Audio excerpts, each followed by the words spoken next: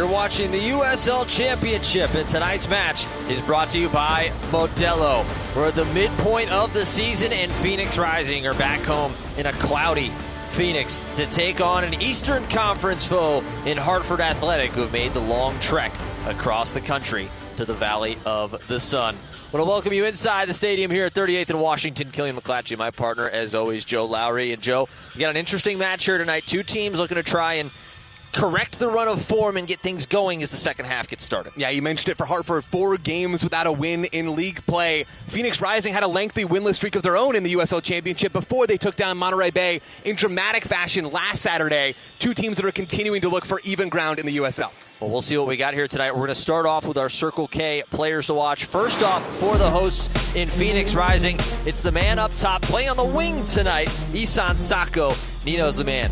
Yeah, we saw just how effective he was last time out against Monterey Bay. So dangerous 1v1, and then also with his off-ball movement and his service. It's that triple threat of attacking skills that makes Isan Sako so difficult to stop.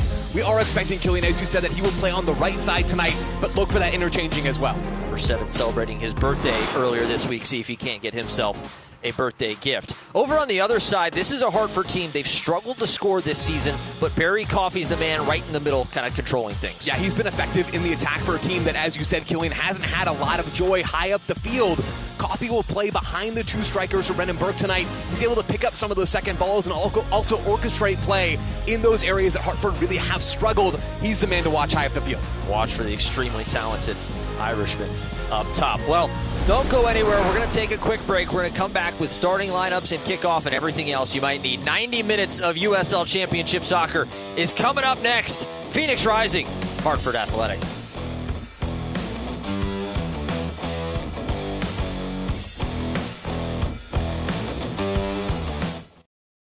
When you choose Arizona Sports Medicine Center, you have access to one of the Valley's most advanced sports medicine and orthopedic care teams. You're choosing a multidisciplinary team who are dedicated to providing the care you need. That's why we offer advanced treatments, both surgical and non-surgical options, including robotic-assisted procedures. If you suffer from chronic joint pain, a sports injury, or need rehab after surgery, we're here to help you get back to doing what you love to do. Care is more than just treatment. It's a journey we take together. Are you okay? You seem upset. Turns out you were right. Our car was breaking down and we did need a new one with a loan from America First Credit Union. Me saying there was no hurry and to wait was wrong. Hey, on the bright side, we got to meet Huey. Get your money working with our low-rate auto loans. Now, with no payments for 90 days. You're looking at Carvana's newest and proudest customer. So proud that we're teaming up to create Shackvana. We are? We are. Shackvana will be 100% online so customers can shop from anywhere. That's so Shackvana. About time you caught up. On Shackvana.com, customers can shop tens of thousands of vehicles. Love it. And they'll get 7 days to love their ride or their money back. Visit Shackvana or Carvana and buy your car today. When you trust your heart to Abrazo Health, you're choosing a team who have dedicated their lives helping to save yours. You're choosing physicians, medical assistants, and providers who commit their lives to understanding every connection and hearing the whole person. We are here for every heartbeat, from preventative diagnostic testing to performing complex, life-saving heart surgeries. We believe heart care is more than just treatment. It's a journey we take together. Phoenix Rising, Hartford Athletic, as we are almost ready to go. The national anthem has been played, and the two teams have made their way out. For this one, the halfway point of the USL Championship season. Two teams looking to try and build a little bit of momentum and a good run of form as we get into the second half. We're going to start off with the starting lineups tonight. First, for the visiting Hartford Athletic, here is the 11 that Brendan Burke sends to the pitch. Yeah, we'll see this back 3 shape from Hartford Athletic. We should note that it will be Presthis who pops into the back line with Babukar and Jai pushing high and wide on that left side. But you see the front two, Augie Williams and Taufik. There's a lot of size and a lot of physicality that Barry Coffey can then float underneath. That is the 11. Watch Augie Williams up top, second leading all-time goal scorer in USL Championship history. Over on the other side, here's the 11 for Phoenix Rising. No Pa Moduka tonight. Had that red card last week, so he'll be watching from up above inside the box. Only one change, though, coming into this one. Yeah, it's Kelvin Arase who pops in for Gunnar Studenhoff. That means Dambaji will be much more of that single number 9 up top. We'll see Arase, we expect, off the wing, opposite of Isan Sako, with Jean-Eric Morsu next to Diego Gomez in midfield. Opaveyevu getting an opportunity to potentially roam a little bit more tonight as well in the midfield. Phoenix Rising coming to this one, 5 wins, 6 losses, 5 draws, standing at 20 points, 9th in the Western Conference. Hartford 4 wins, 8 losses, 3 draws, 15 points for them. They currently sit, or 19 points, they currently sit in 9th in the East. There is our head referee for tonight, Corbin May. He'll be the man in charge. There is Pa Moduka sitting up above the box. I mentioned red card near the end of last week's game, so not available to be down on the pitch this evening. So he'll be taking it in from the stands. Over on the other side, you've got Brendan Burke, who's fresh off of his new 3-year extension he signed earlier this year in June, and trying to get his side rocking and rolling for this second half and a push towards the playoffs in the Eastern Conference. There is Burke, the head man there, 2-time Coach of the Year finalist in his 3rd year at Hartford, won the Jägermeister Cup last season with Hartford Athletic. As Joe, we get ready for this match here tonight. A beautiful night it's turned out to be. It was a hot one today. Yeah. We were expecting things a little up in the air. They're talking about potentially pushing kickoff back 30 minutes. Got almost up to 118 degrees today here in Phoenix. Some storms rolled through, cooled things off. We'll have 1 hydration break in each half here tonight, expected right around the 30-minute mark in the first half. Yeah, and we thought for a while there that there were going to have to be potentially even multiple hydration breaks in the first 45 minutes. That would have altered the state of this game. Now, we will see, of course, as you said, Killian, that stoppage midway through the half. That does give now both managers a chance to go out there and actually make some tactical tweaks. Really interested to see how that really affects the flow of the game. Not something that is really out of the ordinary here in the Valley of the Sun. Definitely is, and certainly something to be a bit of a challenge for this Hartford Athletic team coming in all the way from Connecticut, a long road trip, and they are in the midst of a long road trip themselves. 4 weeks away from back home. They played last week at Rhode Island, ended up falling 1-0 in that match. But then here to Phoenix, they go back to Loudoun to face off against Loudoun United and Virginia, and they wrap up the 4 straight road matches in Indianapolis. As we are officially underway, Corbin May has blown the whistle, and we are ready to rock and roll on another night of some USL Championship soccer. Hartford done in the green, top to bottom. Phoenix Rising, the black and the red trim. Kelly McClatchy, Joe Lowry, excited for this one here tonight. As Hartford be the one with the ball to at least start off in the first few moments. The ball played over to Flynn. Ends up right back at his feet. Galen Flynn gives off. Good little turn to the midfield.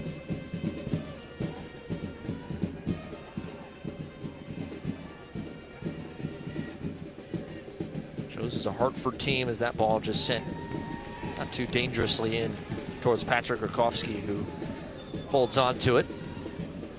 As some conversation will be had quickly. Yeah, well, we have a moment. There you go.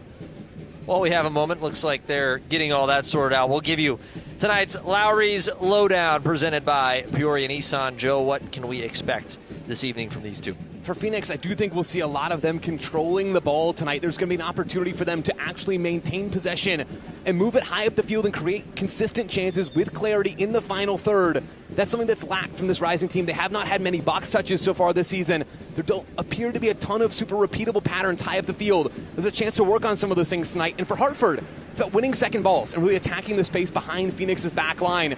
Brendan Burke's team is extremely direct. They're the 3rd most vertical passing team in the entire USL Championship. They want to play into their front two, really those 2 big-bodied strikers. They want to then win knockdowns and win second balls and advance from there. If they can do that successfully against Pot Marboy and JP Skeers in the Rising midfield tonight, they're going to have opportunities. Ball touchdown, played over the top, looking to try and get it behind Kelvin Arase. Arase turning on the speed. A little shove to the back of the defender as Anthony Siaha will help up his man. Anthony Siaha, one of the better goalkeepers in the championship as well. In his second year with Hartford. Allen headed down, sent down Flynn. Flynn tries to poke one through. I want to get there as Rakowski comes out and gets it. Spooner availability report. Some usual faces for Phoenix Rising. Still no Rafa Shihus. Juan Carvajal, obviously, with that knee injury rehabbing from the Damian Rivera. A lot of names for Hartford Athletic and a lot of important starting names for Hartford. Yeah, you feel for Brendan Burke. It's something that Phoenix Rising have experienced for a lot of this season. Just a real lack of depth for this Hartford team right now because the injury list is so long. One name to watch who's on the bench tonight, recently acquired on loan from Lexington, Michael Adedokan, one of the brightest wingers in the USL Championship on his day. He's someone that could give this team a spark off the bench. Yeah, Adedokan officially signed on loan yesterday. The move went through from Lexington SC. So a big boost to a Hartford club who's really just trying to look and get as many healthy bodies in the dugout as they can right now. Yeah, and on that point, contrasting these two teams' injury situations, because most of the year it would have looked pretty similar, where the injury list would have been about the same length for Phoenix Rising as it is tonight for Hartford. This is the time of year, I think, Killian, where we're really going to see what this Phoenix Rising team looks like, where you're starting to see full benches, full of mostly senior players, along with academy graduates who have a real opportunity to impact games now.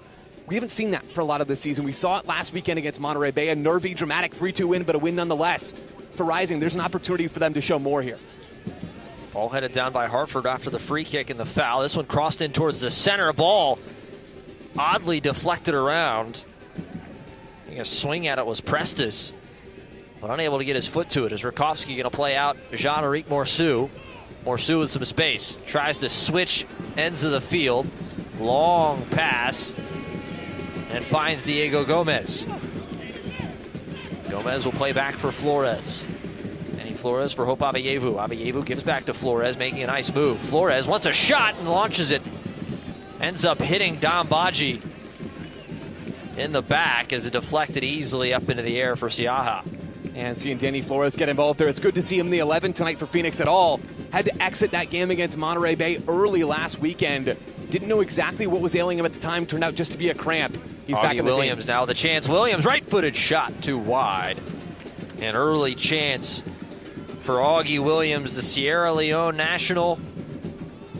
Led Pittsburgh to a title last season and trying to help really break the seal on the scoring troubles for this Hartford team this year. Yeah, you see, Augie Williams just can't quite wrap that right boot around the ball to angle it in towards the near post. But Hartford very much trying to exhibit pressure high up the field here. They've been very eager to do that all season long under Brendan Burke. It's a key tenet of their ideology, and you're seeing it early.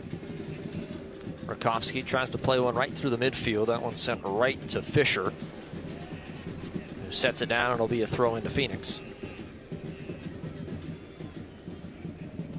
And Phoenix tonight, Killian, with Hartford pressing so high up the field, there's an opportunity for them to work the ball in behind. Doesn't come off there. Williams ends up with it at his feet. Get an interception made. It's the Irishman Barry Coffey who helped start it. And Giant to the center, and that one settled down by Boyd. Knocked around and right back out. As Arase scoops it up, wanted to go quickly, but he'll wait for some more reinforcements. Arase's been active early on in this game, Killian. We thought he might be on the wing tonight, but no, it's Abeyevu, still nominally as that left winger, of course, with the license to drift inward. But it's Arase really playing high and centrally for a lot of this match so far.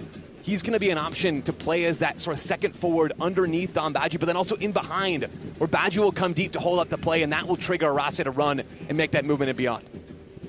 Arase chasing around. Abeyevu comes out as Siaha has to come off his line and just boot it deep. And flag is up for an offside.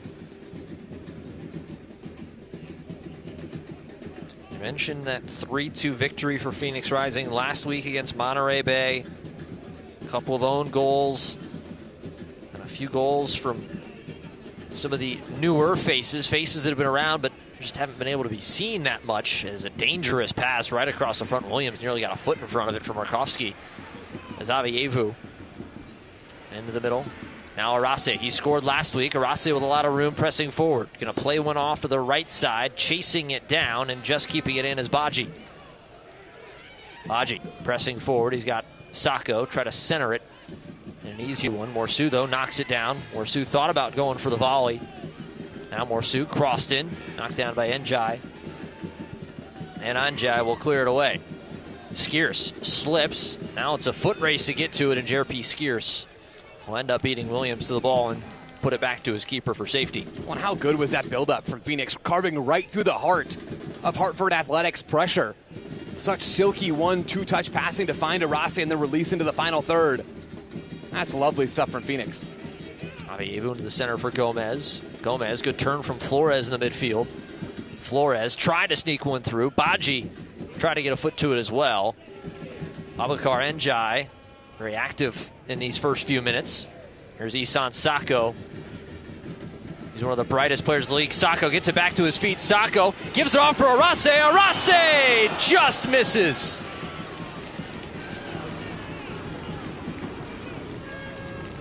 Right as we say it, Isan Sacco settles it down. What a find, and Arase nearly makes it 1-0. I mean, Killian, it feels like we're watching a similar story to what unfolded against Monterey Bay. You see it on the replay there.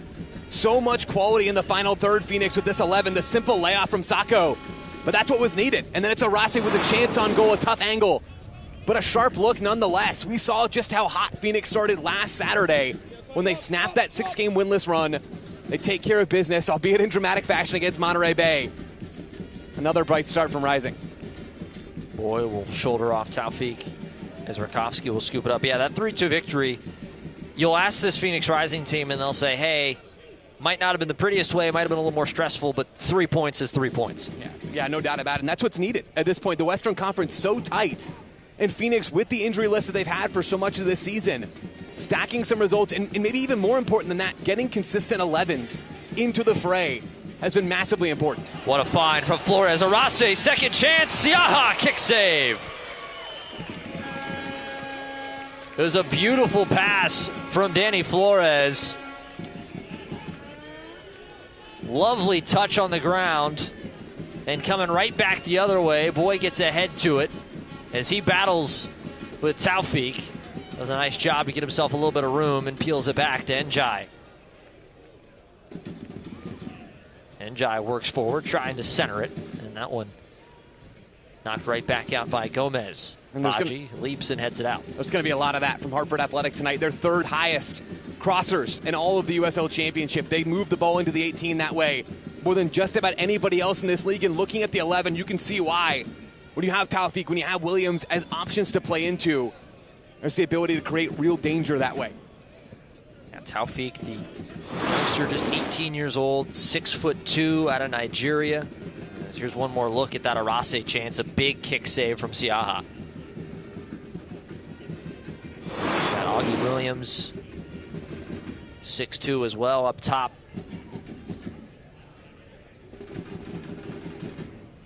So certainly a lot of big bodies. That ball just kind of trickled away in no man's land as Hartford just takes it and flips it right back out.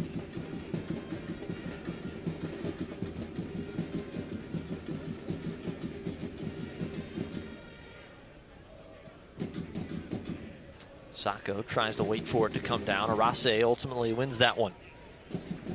Gomez, Flores with all sorts of space. Danny Flores working forward. Flores tries to cross one more time and a bit too far away from Arase. And Danny Flores, Joe, my goodness gracious, he has had a lot of room over here on this left wing the last few minutes. And that's what he likes to see, Danny Flores. He's an attacking player first and foremost in that left back spot, making just his fourth start in league play all season long. Again, we didn't know exactly what his status was going to be coming out of last game, but he's back in the team, and now just the second time all season that we've seen Flores start on the left and Luke Biasi on the right. It's really Phoenix's first choice fullback pairing. It's paying dividends down this near side. And you can watch the USL on ESPN2 on August 1st for a championship battle of powerhouse teams from the Eastern Conference, as first-place Tampa Bay Rowdies aim to keep the top spot with a win over the reigning Players' Shield winners Louisville City FC. That's Saturday, August 1st at 8 p.m. Eastern on ESPN2. Sacco, a little layoff for Morsu. Morsu cuts it to his left. Morsu a bit wide. And it looks like it took a deflection. It will be the first Carvana corner kick of the night. Hartford just really struggling to get into this game. A couple of moments for them high up the field, but really it's been turnover after turnover. It's sort of been inviting Phoenix onto them by making some of these errors. Also leaving themselves a bit overexposed defensively. Lots of space between the lines. Rising continue to knock. This corner kick is brought to you by Carvana. Score big when you sell your car, or go to Carvana.com and get a real offer in just seconds. It will be Sacco to take this corner kick. A lot of big bodies surrounded around Siaha, as that one just headed right back out. Calmly set down to Biasi. Flores wants to put it back in towards the back post, and is looking for Skeers, but it was too wide.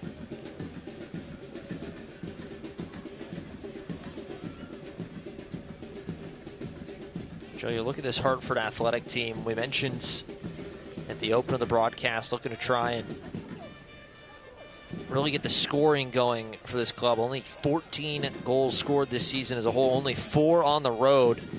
They just haven't been able to break the seal on the net yet this year, it seems. Yeah, it's been brutal for them so far. 25th in non-penalty goals per 90 minutes so far this year, just to really underline it. A team that has struggled to generate those chances. And when you look at the names that they're missing, Killian, I think about Emmanuel Samadi and the quality he can bring, especially in the wide areas. Think about Cariaga. I mean, there are so many missing pieces for this Hartford team. At the same time, there's enough quality in this group for them to be able to perform at a higher level than we're seeing right now.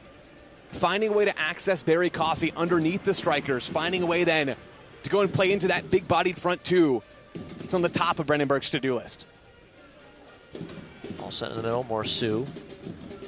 Played over for Skeers, now finds Gomez. Rising really controlled the last few minutes. Good find from Aveyevu for Gomez. Sends it over to the wing. Flores back for Aveyevu. Bit of 1-2 play. Morsu trying to get it back to Aveyevu. Couldn't get him in stride. Has to go right back to the midfielder. Biasi over to the right ring. Arase. Arase. Lovely move from Arase. Drops the defender. Arase sends it. The edge of the 6, settled down by Aveyevu. Aveyevu wants to put it back in. Cleared away once again. Taufik with his back to Popmar Boy, trying to get a little bit of space. He turns it over. Aveyevu one more time. Arase again. Arase on the edge of the 18. Arase goes down. And now Sacco. And it will be out for a goal kick. Hold your breath moments for the visitors. Keelan, if I told you if it was Kelvin Arase's very first league start of the year, you wouldn't believe me, but it is true. He has been just that sharp tonight, despite battling back from multiple injuries. Really, since he showed up in Phoenix in the first place last season, we saw some really promising signs right away from Kelvin Arase after he arrived from Europe. Just has not been able to be fit and healthy enough to give this Rising team consistent minutes, but he's been lightning in a bottle tonight. I've seen Arase kind of dance around with Isan Sacco. You're probably going to see a lot of that tonight as Skeers heads that one down, but not far enough away. Settled down by Flynn. Flynn tries to play through, trying to get the flick on. It's Haji Pashalis. Centers it in. Now Aveyevu. Ball trickles all the way to Isan Sacco at midfield. Frenchman who leads this side in goals. Long ball over the top for Baji. Baji puts it on goal, but hold on a moment. The flag is up on the far side. Another almost for Phoenix. Anthony Siaha is letting his outfielders hear it. Right now, just off screen. Phoenix with a huge opportunity to play that ball in behind. It's Isan Sacco with so much time and space. But Dom Baji just ever so slightly offside. Still another warning sign for Phoenix, another almost, as they continue to apply pressure on Siaha. Anthony Siaha, mentioned his second year in Hartford, made 207 saves with Monterey Bay, so certainly a familiar foe for this rising side. Ball ends up at Flynn's feet. He's going to cross it in. Lots of space. Williams, left-footed shot. He tried the half volley and sent it over the goal. When we talked about Hartford's struggles so far this season, still, they have the attacking talent to pull out something like that in the blink of an eye. Working the ball into the 18, JP Skiers slow to track back, was looking for a foul.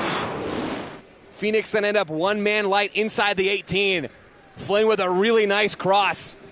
Just on the weak side of the penalty spot, and Williams puts his laces through that with the left foot. Phoenix reminded that they cannot take a moment off. Still at this even scoreline. That's a ball with Augie Williams. If he gets that down, there is no chance to stop that from potentially busting through the back of the net with the force that he put through it. For Taufik, who settles it down, has to wait Flynn. Kind of spun off of his top, and now a hard foul as Taufik went up, challenged for the ball, went through JP Skiers as head referee coming over and is going to have to take a moment, tells everybody, let me do my job here. Yeah, you see Taufik, the youngster, coming in strong on JP Skiers, who again ended up on the ground just a moment ago, right before the Williams shot.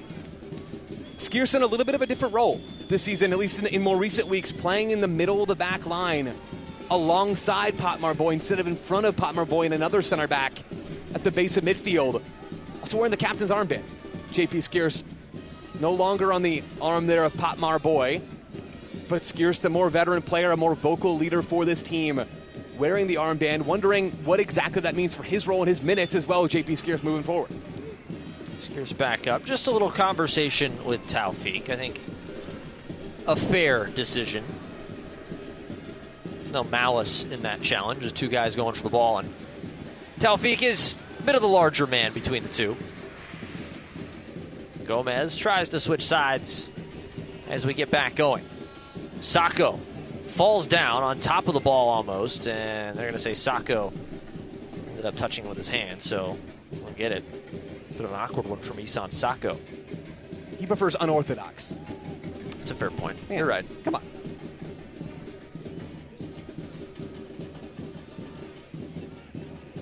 Sacco named the Midway Player of the Year in the USL Championship. He's been sensational for this side. 9 goals, 3 assists. Done everything this team has needed him. As there's a challenge right at the edge of the 18 and a very dangerous spot. That was right on the edge. A bit of a silly challenge, and it's going to set up a dangerous chance here for Hartford. Luke Biasi just a little too eager there to go to ground on Barry Coffey. Knows that he's going to be outside the 18. It's a little bit of the kick out there from Biasi, playing on the right side, a side that I think can tap into some of his skills in a better way, given it's the side of his dominant foot, but still just not quite comfortable right now. Luke Biasi playing in that role. A little bit rash there. So Hartford will look to set this one up right on the edge of the 18. It's going to be Njai and Flynn, two standing over the ball. Barry Coffey shouting some direction. Looks like sending Flynn out, so it will be Abakar Njai. Hartford's trying to figure out who's going to take this kick, and now it looks like it will be Flynn. Flynn's going to come hustling back in for it. Scarlett, the captain, shouting commands back to the back line. So here we are. Flynn will send this one in. That one headed towards goal and just wide of the post. It was clean contact and got through the ball. It was Scarlett, the man who got his head to it. Oh, and you see this nicely whipped in ball over on the left side. Jordan Scarlett rises up, makes good contact, as you say, Killian. Hartford again showing that when they can serve the ball into the box, when they have time and space on those deliveries from wide areas, they really can trouble this Phoenix team. Tries and will get it back out. Gomez. A lot of space as Gomez will bring it across the halfway port. Morsu. Morsu for Avayevu. Avayevu now Sacco. Sacco gonna cut in. He'll have it poked away from him. Biasi's there to collect. Right back to Avayevu. Avayevu moving around, played back Biasi. Avayevu gonna send one in. Arase trying to play it back. Avayevu comes flying in, ends up winning the ball back. Has to turn, and Njai ends up taking it away and will send it out. It'll be Williams. Taufik intercepts it and can't keep it in as he runs in to that video board right now. And now Biasi, a little shove from Williams.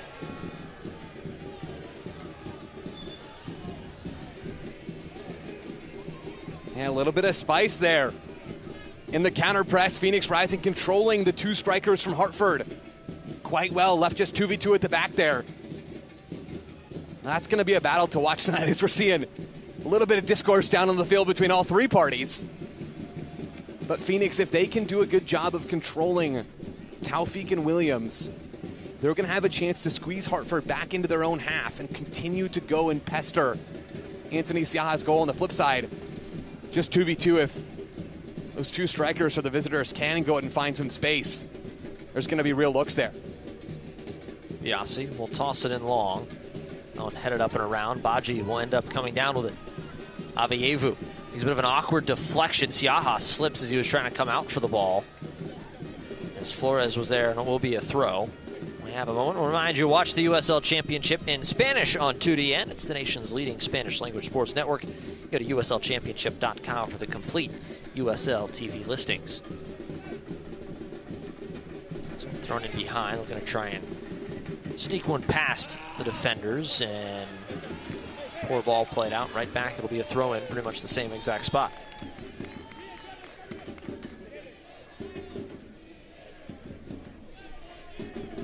Sacco wants the ball and he'll get it. Isan Sacco. Ambitious attempt that time from Nino. Yeah, a little bit far and outside there from Isan Sacco. Maybe just trying to breathe a little bit of life back into this Phoenix attack. There's been a lull for them after they'd managed to create a number of chances early in the match. Hartford growing into this game a little bit, still having trouble with the press, the visitors. But they managed to fire a couple of warning shots toward Patrick Rakowski.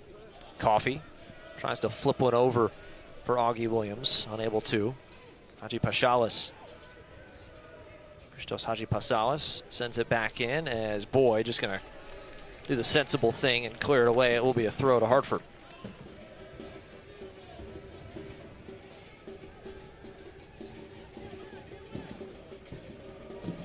Jai will come scoop this one up. Yeah, and you're seeing Hartford doing what has become so popular now, stacking some numbers in the box, either on the first phase or looking to whip the ball in here.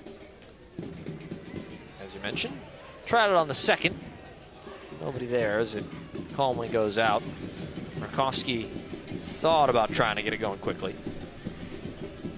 Well, in these moments, Killian, where Phoenix have had so much success in the early goings, so many opportunities for them to go and carve through the midfield of Hartford Athletic. Skeers sends this one up. Baji gets his head to it, but unable to flick it towards one of his teammates as Flynn will play it back to Siaha.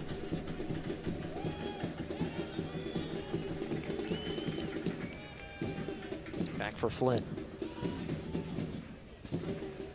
Williams has that one. Body hits the ground. Nothing there as Gomez flips it over for Flores. Avayevu played back. Denny Flores in stride. He has to put on the brakes. Gives it off for Morsu. He'll wait for reinforcements. Avayevu, he's got Biasi. A little back heel flick for Gomez. Back for Skeers. I'll try the right side.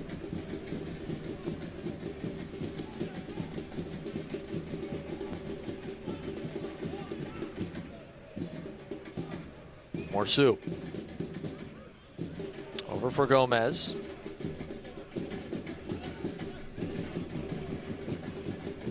Now Denny Flores. Back for Gomez. Joe Rising's had chances on both wings. Sacco on the right. Like to play it back for Biasi.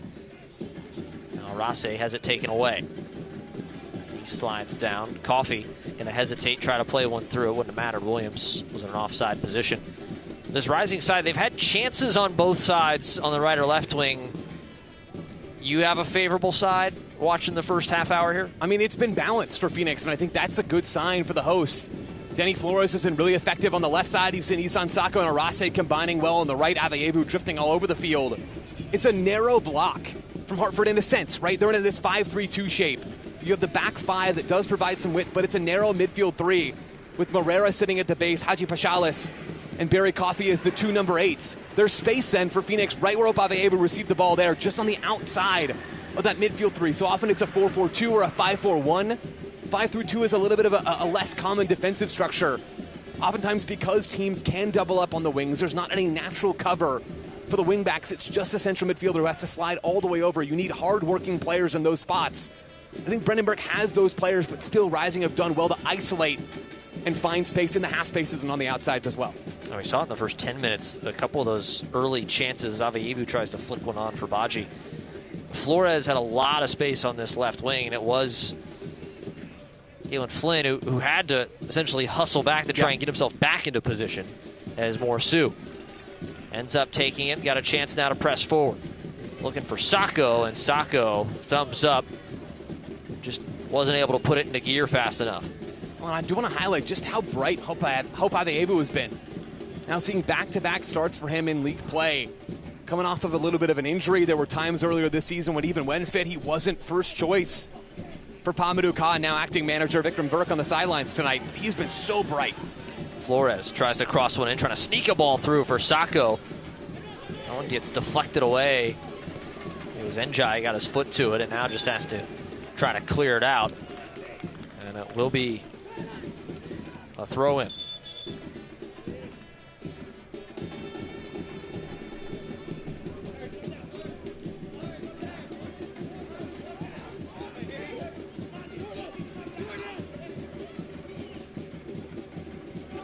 Flores, quick little throw-in for Sacco. Gomez nearly loses his footing, now has the ball taken away. Haji Pachales, nice enough to win that ball. A poor entry towards Taufik, right back in the middle. Morsu a bit too far from him. Ends up taking a deflection off of Njai. And right back out. Aveyevu goes down, collides. Comes sprinting through. That was Morera. Morera still the ball at his feet, gives off for Williams. Williams looks to try and cross. Running all the way out is Rakovsky. He has to clear it away. Goal is wide open as Rakovsky has to hustle back in. Haji Pachales crossed in. Boy gets his head to it. Flynn tries to chest it down. Aveyevu the challenge, and it will set up a free kick. Siop Aveyevu just a little bit late there, coming in behind. Moments after we heap praise on him for how bright he's been on the attacking side tonight, getting involved defensively, but not quite in the way you want. Makes contact on the backside. Dylan Flynn. Now another opportunity on set pieces. This is a Hartford team that struggled to create. Bottom of the league, as we said, in non-penalty goals per 90 minutes so far this season. Still, they have found some looks on dead balls, 16th in goals per game on set pieces. That is certainly improvement from where they sit in open play. Coffey and Njai standing over the ball. See which man takes it. Coffey looks like he's going to heed way. Njai going for goal, curling towards the top corner. Not there, and that will take us to the first hydration break of the night. 0-0 through the first half hour played. Yeah, Babacar Njai trying last second buzzer beater there right before the break. Former Phoenix Rising player familiar with the Bandito, certainly from his time in the Valley of the Sun. Can't put it on frame. So 0-0 as the two come in for the hydration break. We mentioned two teams on the outside looking into the playoffs if we reach the halfway point. Phoenix Rising at 9th, Hartford in 9th. Both teams really just trying to get everything sorted out. Here is the Western Conference standings. And Joe, we mentioned it's a bit of a jumbled mess right there, really from second all the way down to 11th in the West. It's so tight, right? It's been tight basically all season long. You look at these squads and so many still finding themselves, and Phoenix Rising very much part of that group, where now they're starting to get more complete squads together. The coaching staff is starting to have choices when it comes to the 11, rather than having all their choices made for them by the injury list. But you look up and down the standings, these are teams that are still finding their final form, and this is the time of year for summer acquisitions. To think about FC Tulsa recently signing Kimi Ordonez, formerly at Loudoun United, who came to the Valley of the Sun last year, was quite effective, really impressive young player. He's a guy that now will bring a new dimension to Tulsa, and you can make similar observations for so many teams in the West. The dust has still got to settle. We mentioned a little bit the man on the bench for Hartford. The fresh new signing officially went through yesterday. Michael Adedekun coming in from Lexington SC. He's another one of those. It's the same situation in the East, a little bit different in terms of the top, and you have Tampa Bay kind of controlling things for the most part there in the East. You've got Charleston obviously lurking around, and there's always Louisville City. Sure. But it's a jumbled mess. That's what makes the USL Championship so much fun, though. Hey, talk about it, Killian. As things stand right now, if the game ends in this scoreline, Hartford sitting on 20 points, second in the East, Charleston on 27. I mean, that is a few games of fortune your way and of real bad luck going the other way for teams higher up the table, and you're right back in the thick of things. This is far from over for both sides in both conferences. Train chugging along as we are back to action after the hydration break. As Arase comes sprinting back, chest that ball down. Biasi going to turn, end up playing it back for Boy. Kofsky now for Skiers.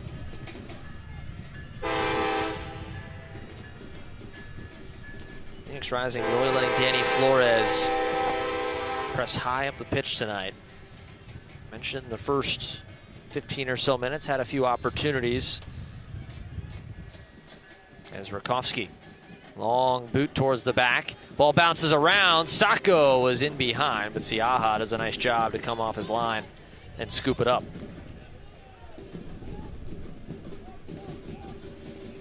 Ball booted deep. Boy, first touch. Now gives it off Biasi. Biasi, pressure from behind, long run in, and it will be a foul as Biasi was taken down from behind.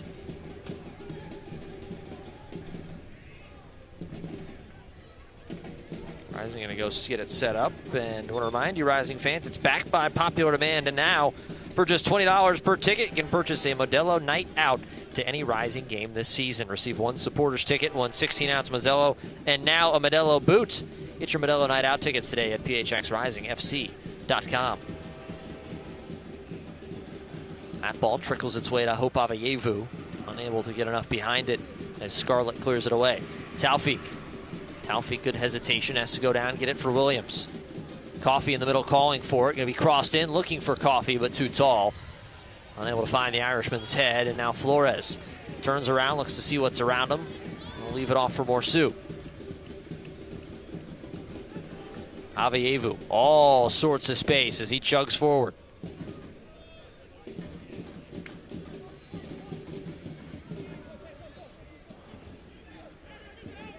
Flores. Giving off for Arase. Arase will bring it back centrally, now for Morsu. To Sacco. Sacco came up a little uncomfortable after that last touch. Arase gonna play it back. Sacco takes the touch. Sacco now gonna come in. Sacco, low driven cross and deflected away. Not fully out of danger just yet. And Boy goes through the back, nothing there. Williams turning around looking for something, nothing there. Gomez wants a long look at goal. And that one not close enough. Yeah, Popmar Boy, though, just before the strike from Diego Gomez, doing really well on Augie Williams. Phoenix's center backs tonight, JP Skiers and Popmar Boy, have controlled their opposites, at least in the phase of play where Phoenix are trying to counter-press and keep Hartford pinned into their own half. Hartford have managed to cause some problems when they can serve the ball into the box for their two big bodies up top. But so far, credit where it's due. Skiers and Marboy have handled business. That one chested down Gomez, but all the way back Taufik. Taufik tries to flip it towards goal as Rakowski chases it down and slides it away. And now it'll go back up.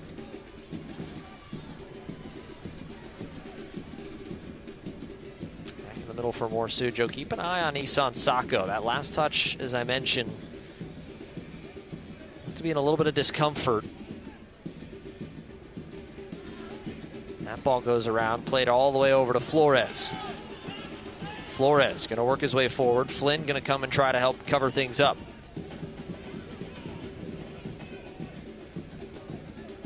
Gomez. Morsu, that one played through Avievu. That one went up, caught him in the chest on the clearance attempt. Williams tries to get it out. Poor pass. Arase right to his feet. Arase going to turn. Arase tries to sneak a ball through. Now for Sako. Sako hesitates. Sako weaves his way through. Sako taken down. Nothing there. Arase slips. Ball still bouncing. Sako pops back up to his feet. And it gets sent out to Diego Gomez. Flores. Now Avievu back to Flores. Morsu, a little bit of 1-2 play. Lovely find, Morsu. Morsu tries to feed one through. Baji left-footed shot.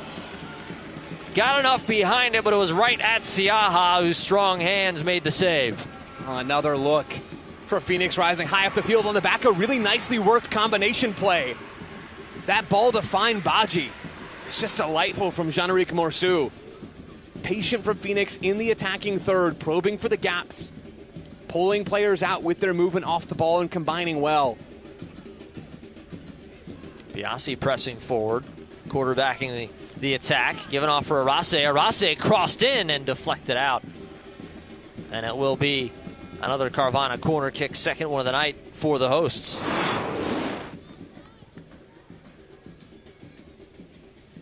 Delightful little ball there from Morsu. Yeah, and I thought initially that Morsu had waited a little too long to find one of the more central runners, but really, it's a lovely idea from the defensive midfielder who's not shy about advancing himself into the final third to go and make passes like that one. He's really been sharp the last few weeks with the ball at his feet. Trying to help facilitate a little bit more. Setting up corner on the far side. This one sent in low and driven, headed right out. As Marrero got his head to it.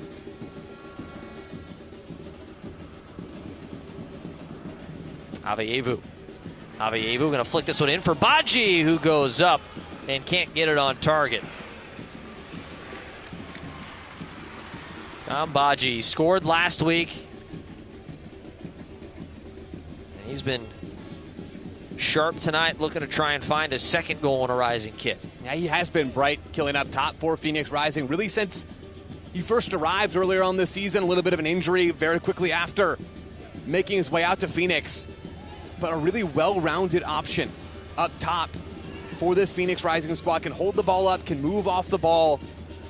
Quality first touch in tight spots, works hard defensively. Maybe doesn't have the same burst that he had at times in Major League Soccer at this stage of his career. But has been a really useful option for Phoenix Rising when they needed to find one after the injury to Juan Carvajal. I think Baji's a perfect example. We've seen it in his action last week and really the first 40-plus minutes tonight. He might not have as quick of a first step there, but it's the calm, the veteran presence, and the understanding what to do in the box when the ball's at your feet that some of these younger players in the league just don't have yet. Yeah, especially for this Phoenix group that is a young group, and that's by design. A lot of opportunity to go and scout talent and watch it improve. There's going to be a shot, settle down. Gomez got his foot out to deflect it down. That was Marrero who came flying in. Baji will play it back for Luke Biasi. Biasi goes back for Arase. Arase has to twirl around. Baji was right there to get it, though. Ball played in for Sacco. Sacco in behind. Sacco! Can't get it on goal. Well, we're talking about Dom Baji. How's that for a pass? Over to Isan Sacco on the near side. Lovely ball in stride to the Frenchman. I mean, you see it here, that left-footed piece of distribution from Dom Baji. Isan Sacco wisely, I think, takes that first time. Just can't get it on frame. Boy gets knocked down as Taufik wins that ball. Plays it off, Galen Flynn. Flynn working on Danny Flores. Pachalis.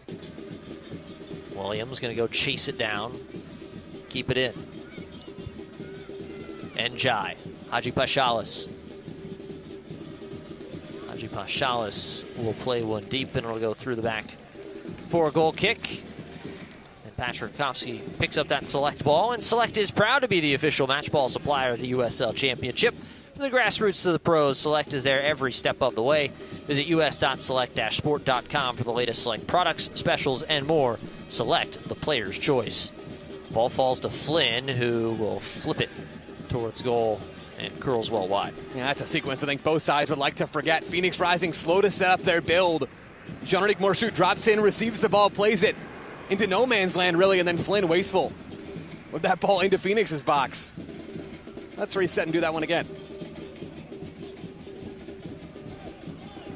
Get it out this time, Avievu with some room. Get into the middle, Gomez. Gomez sees a lot of room in front of him. Gomez played forward. Going to give off Arase, who has to wait up for it. Arase couldn't keep the ball at his feet. Biasi there to collect. Biasi played back for Morsu. Looks over his shoulder, sees Augie Williams. The footsteps were coming. Avievu sent over to the near side, Danny Flores. Rising's had opportunities tonight, Joe, just hasn't been able to really put anything too dangerous on goal yet. Sacco battling for that one. Sacco ends up staying on his feet. Sacco hesitates. Isan Sacco deflected. Batted around as it spins out of the 18 and cleared away. Calmly done by Prestis. Well, again, things are going the way that Phoenix Rising want them to right now. Exhibiting those physical edges on both ends of the field. Isan Sacco just overpowering. They're in the attack, and then Pop Marboy in the defensive unit winning the ball back, and it's back to the well for Phoenix. Avievu. Arase now. Arase, little flick on. He was trying to get it over to Avievu. He gets upended, and it will be a throw. Be 2 minutes added on a stoppage time. Avievu taking a moment to recollect himself after that collision on the far side. Expect Biasi to come pick this one up for a long throw-in.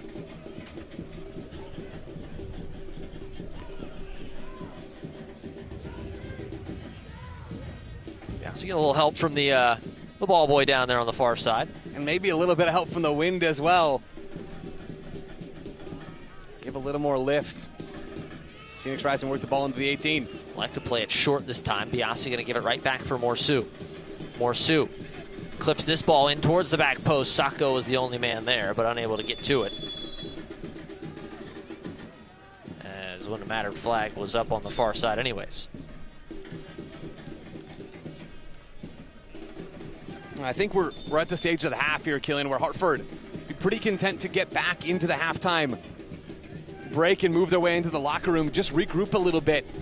I would not be surprised if in the second half, Brendan Burke, as high pressing as this team has often been so far this season, 5th highest average defensive action in the USL Championship. If they drop their lines a little bit on the defensive end, as you see the foul there from Phoenix, yet another dead ball opportunity for the visitors. The press, I think, really has been the thing differentiating these two sides. And that's Hartford's press allowing Phoenix space to go and attack the other way. I think if you remove some of those opportunities for Phoenix to go and break, that will make life difficult for the hosts in a way that we just haven't seen so far in the opening 45. Well, look, Coffee just upended by a boy. Coffee. Extremely talented Irishman, transferred in from Cobb Ramblers in the Irish top flight. He had 26 goals in just 35 appearances. Last year, Player of the Year in Ireland. By the way, those 26 goals, it's out of a midfielder. Yeah, not bad. Not a bad talent. Slightly impressive. And he's been very, very sharp for Hartford since arriving in the USL Championship as well. Coffee will heed away. He'll give it all for Njai. Njai, awkward little clip ball. Not sure if he mishit that one. As Flynn plays it over. This one crossed in. Williams going for the back post, and Rakowski does a nice job to leap up and grab it, and that will be the last bit of action in this first half. It is 0-0. Been some chances on both sides, but the goalkeepers have pushed them away, and nothing yet to the first 45 here in Phoenix. Don't go anywhere as we've got the Modelo halftime. There's a big deal going on at Whataburger, like the new Big Ranch Wrap. A crispy chicken strip, buttermilk ranch, cheese, and fresh veggies in a warm tortilla. Or go bigger with 5 premium Whata chicken bites. Or go bigger than big with our Bacon Cheese Whataburger Jr. with fresh 100% beef and melty cheese.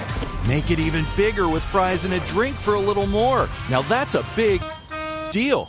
The Whata deal, now at What a Burger. Download the app. Her team might be losing, but she's feeling like a winner. In fact, she's feeling so good, people are asking, what's her deal? What's her deal? She went to Metro and saved. Got 4 lines for just $25 each. And 4 free new Samsung Galaxy A17 5G phones. Get that more for your money feeling. Only at Metro. At Raising Cane's, we focus on making the most craveable chicken finger meals, getting them right every time. That's why we hand batter every chicken finger, mix every cane sauce, butter every Texas toast, stir every slaw, salt every fry, squeeze every lemon, and brew every ounce. We do this inside every Raising Cane's, every day. Because when you do it right, you can taste it in every bite. Raising Cane's chicken fingers, one love. Are you okay? You seem upset. Turns out you were right. Our car was breaking down and we did need a new one with a loan from America First Credit Union. Me saying there was no hurry and to wait was wrong. Hey, on the bright side, we got to meet Huey. Get your money working with our low-rate auto loans, now with no payments for 90 days. When you trust your heart to Abrazo Health, you're choosing a team who have dedicated their lives helping to save yours. You're choosing physicians, medical assistants, and providers who commit their lives to understanding every connection and hearing the whole person. We are here for every heartbeat, from preventative diagnostic testing to performing complex, life-saving heart surgeries. We believe heart care is more than just treatment. It's a journey we take together. Billy, I need help with the clicker. Yeah, wait, 1 second, Grandma. This guy's gonna buy my car. Billy, you still there? Okay, You need Carvana. What's your plate number? Boss, M-O-V. Vehicle features, no accidents, right? No. Good. Generating offer. Carvana can pick it up tomorrow. That's an amazing offer. But do you still need help with the clicker? I'll ask your sister. Sell your car the easy way with Carvana. You've heard about the heat. What they don't tell you is that there are more golf courses here than in Scotland. More pools per capita than Miami. They don't tell you this is the wettest desert in the world. That wild horses run free 30 minutes from downtown. But don't take our word for it. See for yourself.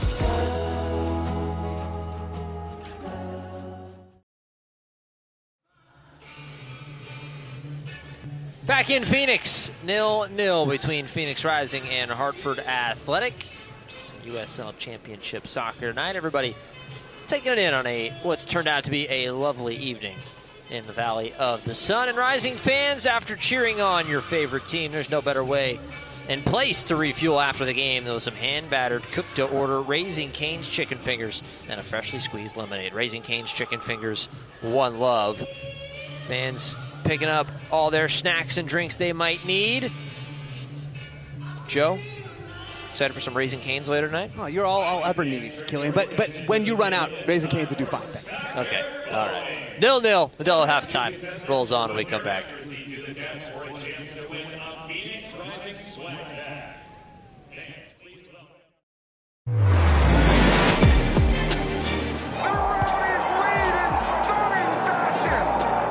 Wilson scores! Finally a breakthrough for Louisville City!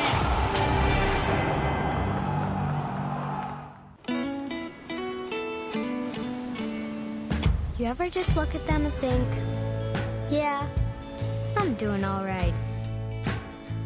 This summer, get 1,000 bonus points and a chance to win 250,000 bonus points. ¡Es espectacular! ¡Hay mucha fiesta, señor Martino! ¡Hay set de revancha, doctor! ¡Pero falta gol! ¡Estamos a esperar a Hugo! ¿Hugo Sánchez? Sí, tira para adelante. ¿Quién maneja? ¿Un futbolista? ¡Llegamos por fin! ¡Ay, bendito sea el chaper, doctor! Hugo, ¿regreso a las canchas? ¿Algún consejo? Sí, confía y cree en ti. ¡Ey! ¡Pasa al norte! A donde me dé la oportunidad, pero listo para dar el paso. ¡Listo, vamos! This is your moment.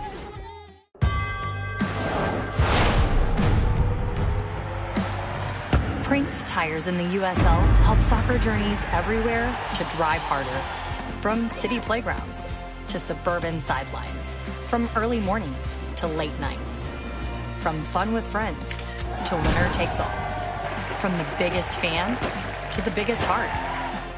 And at every turn, Prinks Tires will be there for the long haul.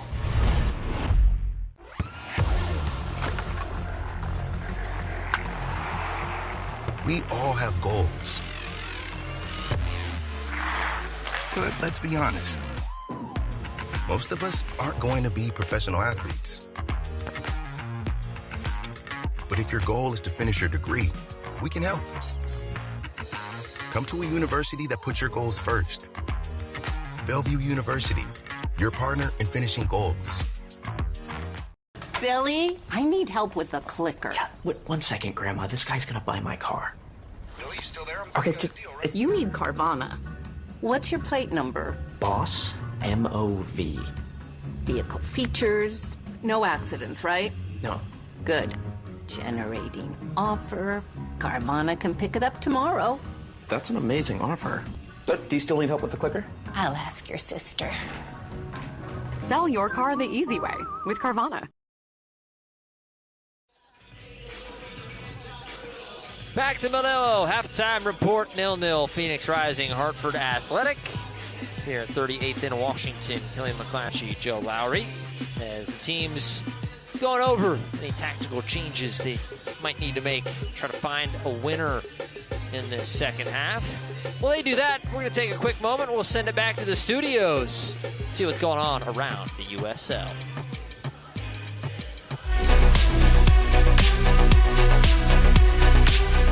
It is halftime in the USL Championship. We hope you're enjoying the match so far. I'm Dan Lucas inside the USL studio with a look at the headlines. It was an amazing accomplishment and USL history. Trevor Ammon's hat trick blew open Pittsburgh Riverhounds game against Louisville City. Ammon scored 3 goals in 3 minutes and 27 seconds, the fastest hat trick in league history. The Riverhounds collected a 3-1 victory on national TV. Construction is underway on Detroit City's new home. The groundbreaking for Alumni Phi Stadium took place last Wednesday with club partners, business leadership, as well as the mayor of Detroit on hand. The 15,000-seat stadium's planned opening is in 2028. The CONCACAF Under-20 Championship now underway in Mexico. 3 players from USL clubs are with the U.S. Under-20 team. Colton Swan of Charleston Battery and Brandon Days of Louisville City represent the championship. Braden Dunham represents Swarm FC of USL League Two. National Spotlight games in Championship and League One. Next Saturday, Tampa Bay hosting Louisville on ESPN2. August 5th, Richmond Kickers hosting the New York Cosmos on CBS SN. And then on the 8th, Monterey Bay hosts New Mexico United on CBS-SN. This is the USL Halftime Update. Let's get you back out to your match.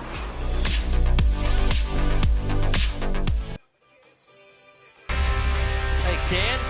Exciting things going on around the league. And here are some of the scores from around the league. Big draw.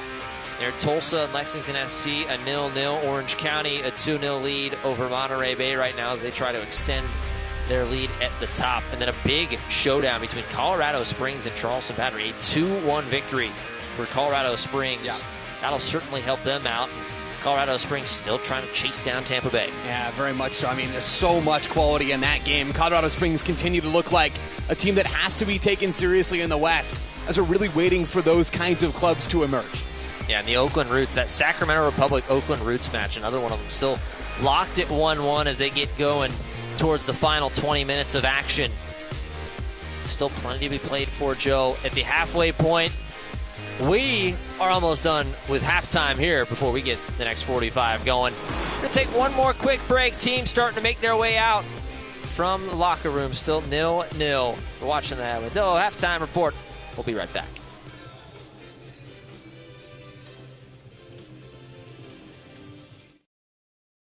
When you choose Arizona Sports Medicine Center, you have access to one of the Valley's most advanced sports medicine and orthopedic care teams. You're choosing a multidisciplinary team who are dedicated to providing the care you need. That's why we offer advanced treatments, both surgical and non-surgical options, including robotic-assisted procedures. If you suffer from chronic joint pain, a sports injury, or need rehab after surgery, we're here to help you get back to doing what you love to do. Care is more than just treatment. It's a journey we take together. There's a big deal going on at Whataburger, like the new Big Ranch Wrap, a crispy chicken strip, buttermilk ranch, cheese, and fresh veggies in a warm tortilla. Or go bigger with 5 premium Whata chicken bites. Or go bigger than big with our Bacon Cheese Whataburger Jr. with fresh 100% beef and melty cheese. Make it even bigger with fries and a drink for a little more. Now that's a big deal. The Whata deal, now at What a Burger. Download the app. Are you okay? You seem upset. Turns out you were right. Our car was breaking down and we did need a new one with a loan from America First Credit Union. Me saying there was no hurry and to wait was wrong. Hey, on the bright side, we got to meet Huey. Get your money working with our low-rate auto loans, now with no payments for 90 days. You're looking at Carvana's newest and proudest customer. So proud that we're teaming up to create Shackbana. We are? We are. Shackbana will be 100% online so customers can shop from anywhere. That's so Shackbana. About time you caught up. On Shackbana.com, customers can shop tens of thousands of vehicles. Love it. And they'll get 7 days to love their ride or their money back. Visit Shackbana or Carvana and buy your car today. Resorts and casinos. And Joe Lowry, there were chances from both sides. Really early on, it was all Phoenix. A beautiful find. Kelvin Arase had a few chances. Anthony Siaha, though, made some clutch saves. Yes, he did. Both goalkeepers have had a few things to do. Here's the look, though, from Augie Williams. We talked about Phoenix having looks early on. Hartford really did as well, especially from service from wide areas. That's where they found moments to go ahead and pester Patrick Rakowski's goal. Set pieces continues to be an area that this visiting team can strike here in the Valley of the Sun. There's one more chance. This is the last one. Dom Baji and another strong save from Siaha. No stranger to making saves in this stadium. There are those first half stats. 10 shots, just 2 on target out of the two teams. That was from Phoenix Rising. The possession numbers, one of the really big things. Phoenix, they've felt in control. They've had those few beef moments in the first half where it's a hold your breath kind of deal, but you felt like Rising were the better team. I think so. I don't know that the margins are gigantic, but I do think Phoenix have had the better of the play so far. They have been effective in open play chance creation in the first half in a way that we haven't seen a whole lot in 2026. The conversion, of course, still lacking, but this is a Rising side with Abeyebu back in the 11, with Arase making his first league start of the season, with Dom Baji playing up top. He's still getting used to his new surroundings, and with Itzan Sako continuing to be bright.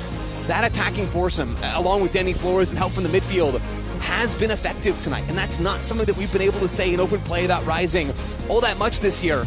They have managed to do what we talked about, of going and controlling the game high up the field and manufacturing consistent chances. On the other side, Hartford have been direct. We mentioned that early on in this match. We talked about them going and trying to create knockdowns and win those and create chances. They've done a little bit of that as well, and that leads to a game still hanging in the balance. Here's what's coming up for Phoenix Rising. A couple big matches over the course of the next 4 weeks. You got a couple road trips at Las Vegas, a big Western Conference showdown, a chance to pick up some much-needed points against the Western Conference foe, and then at Lexington before back-to-back, probably the two biggest matches, at least in the month of August for sure. Colorado Springs and Sacramento Republic, two teams above them in the standings. Those would be very well accepted 3 points from Rising. Yeah, 4 out of 5 against Western Conference foes. This is when it gets real for Phoenix. We talked about this being a time of year now with Rising having a healthier lineup and bench, a time where you can start to judge them in a way that maybe you haven't been able to earlier on in the year just because of how light this team was on senior bodies. Now a lot of those players are back. Not everyone, but enough that you have a consensus, right? Every team around the USL Championship is dealing with injuries in one form or another. Rising are back closer to health than they've been basically all season, and now they're going to have a chance to test themselves against Western Conference foes. Yeah, the injury battle, one who's no stranger to it is this Hartford side. Yeah. And Brendan Burke's club, they've got Loudoun United. They head back on the road. I mentioned 4 straight weeks on the road for this Hartford club. Started in Rhode Island a week ago, then here to Phoenix, back to Loudoun in Virginia, and then they wrap up a 4-week run in Indianapolis before they finally get to head back home to Connecticut. As we are officially underway with the second half here tonight. Killian McClatchy, Joe Lowry, thanks for sticking around with us as we get ready to tie a little knot on this week in the USL Championship. See if we can't find ourselves a winner this evening. Little flick goes right onto feet of a Rising player. Tight and a quick throw in. Abdullah Taufik as someone knocked right back out. And it's ironic in a way that this is the game that Pamadouka is not on the sidelines for Phoenix Rising after that red card for tapping the ball away late in the game against Monterey Bay last Saturday. This is the kind of game you get the sense he would have lived for as a player and still sort of lives for now. A poor turnover there as Boy can't clear it away. Now Morsu has to shoulder off an attacker and gets it off. Just when you think about the physical battles that JP Skiris and Patmar Boy center backs, the position that Pamadouka played throughout his career, I mean, it has been a battle all night long between those two. Abdullah Taufik and Augie Williams. We're going to see much more of that in the second 45, you can believe it. Ball tumbles along to Coffey as Taufik battles with Skiris. They both go to ground. Ball given off. And Jai comes to get it. And Jai gets himself some space, gets around Biasi, crossed in towards the back post. Nobody there, though. Williams and Taufik were the two men inside the box, but unable to find either of them. And Taufik cuts a really impressive figure, just 18 years old. Really the replacement for Mamadou Dieng in a lot of ways. Mamadou Dieng, another young player that Hartford had acquired, really impressed up top in the USL Championship, earned himself a move to Major League Soccer with Minnesota United. Taufik sort of another bite at the apple at a similar player profile. Still raw, but does have some polish on the ball to go with his physical frame. Yeah, the young 18-year-old was signed in March from Grassrunners FC in the Nigerian League Youth Cup. He scored 7 goals in 10 matches there. That Grassrunners side be top of the table before his exit in March.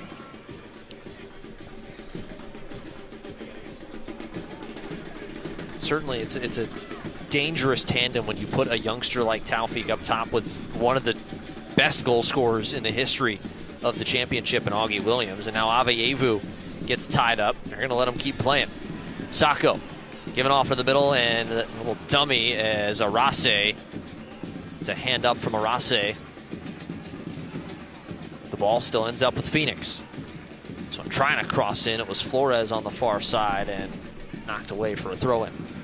You can see still this attacking line for Phoenix trying to understand itself, right? Arase letting that ball run through, hoping that it would trickle its way all the way to Dambaji.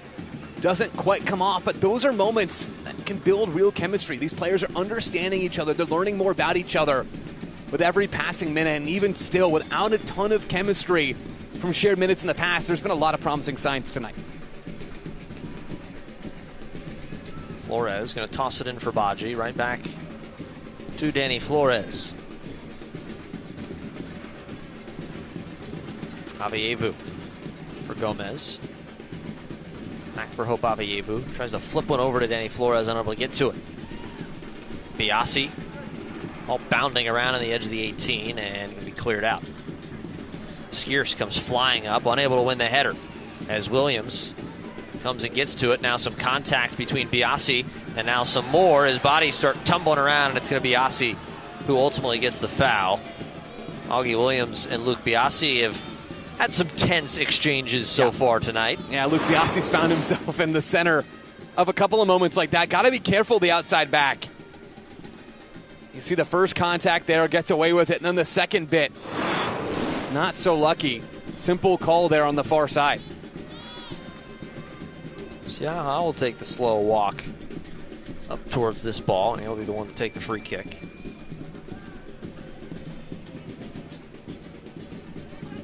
Boots it back deep, looking for Williams. Ball deflected around Taufik. Couldn't find it. Or else it might have been a chance. As Morsu. Ball pinging around. Now Avievu.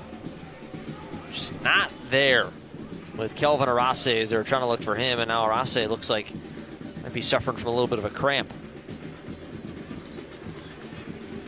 Yeah, Arase just trying to walk something off there.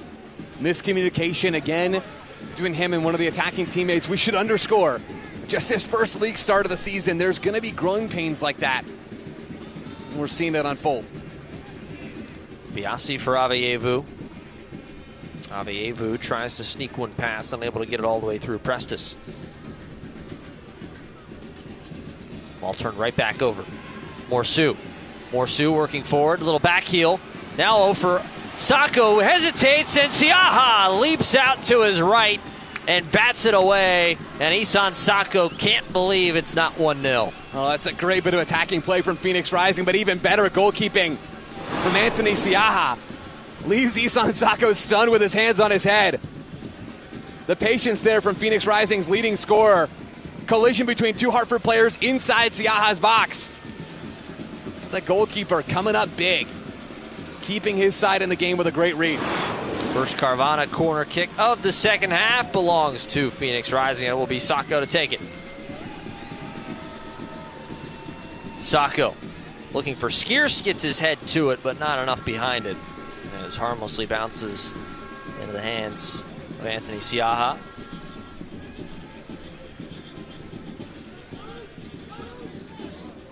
Christos Hadjipaskalis.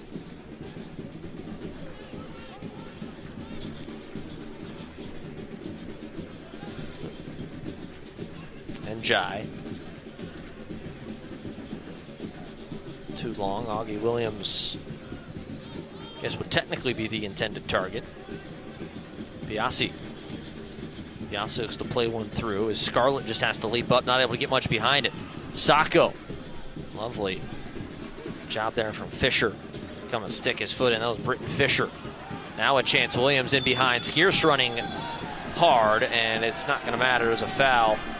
Actually, the flag, excuse me, is up on the far side. Rising players asking for a foul. Brendan Burke essentially trying to tell the far side official, I'm right on the line. Come on. Right. Can't you see me here? Watch that line. I do think Augie Williams just a little early there, even if Brendan Burke wouldn't prefer that to be the case. Well, we're seeing, Killian, just a similar pattern to what we saw in the first half, where Phoenix are dictating the play. They are manufacturing certainly touches in the final third, some opportunities as well. Hartford trying to look on the break. They haven't had the same level of comfort in the final third as maybe they had in the opening half. I'll look for some slivers of daylight in Patrick Rakowski's box. Skierce just pokes that one away to keep it from a corner. Remind you folks, soccer season is here, and SeatGeek is the official ticketing partner of the USL. Get all your USL tickets and more from the #1 ticketing site, SeatGeek, your ticket to great seats. I don't know if you can get tickets to the Odyssey on SeatGeek, though. You don't think so? I don't think so. You haven't even tried. I can tell.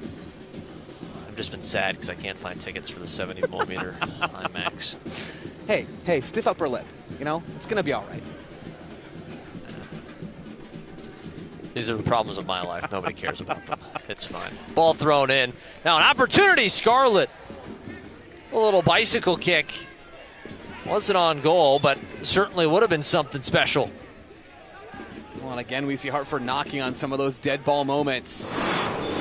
Long throw off of that far side. Phoenix can't clear it, and this is exactly why you take the effort to set up that impromptu set pieces so you can throw numbers forward and look to clean up play just like that. So first substitute of the night as Kelvin Arase reaching down for that back of that right leg.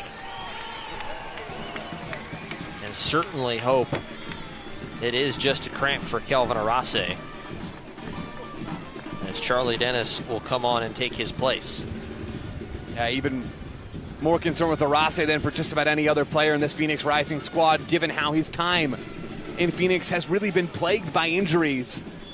That's a situation to monitor going forward because he was quite incisive playing as that second forward for Phoenix tonight. Coffey has it go right back to him. Coffey wants a shot on, well wide. Rakowski looked like he would have had it covered nonetheless. So Charlie Dennis will enter and take over. Let's see what they do. Charlie Dennis, one of those guys, the Englishman, who picks it up, tries to flick it forward. He thought Isan Sako was going to be making a run, but not there. Dennis, a natural midfielder, converted more to use a little bit on the wing the last couple seasons for Phoenix Rising. He's going to chase down that ball and just have it cleared away as Prestis. And you mentioned Charlie Dennis playing higher up in the attack. It looks like he will take that same second forward role that Arase was enjoying prior to his exit. We'll see Dennis provide a little bit more physicality, certainly more size in that part of the field underneath Dambaji. But really the thing, as always, for Charlie Dennis to watch first and foremost is his set-piece prowess. Of course, haven't seen him on one of those dead balls yet tonight. But when it happens, look for him with that left-footed service. Yeah, one of the deadliest left feet in the championship.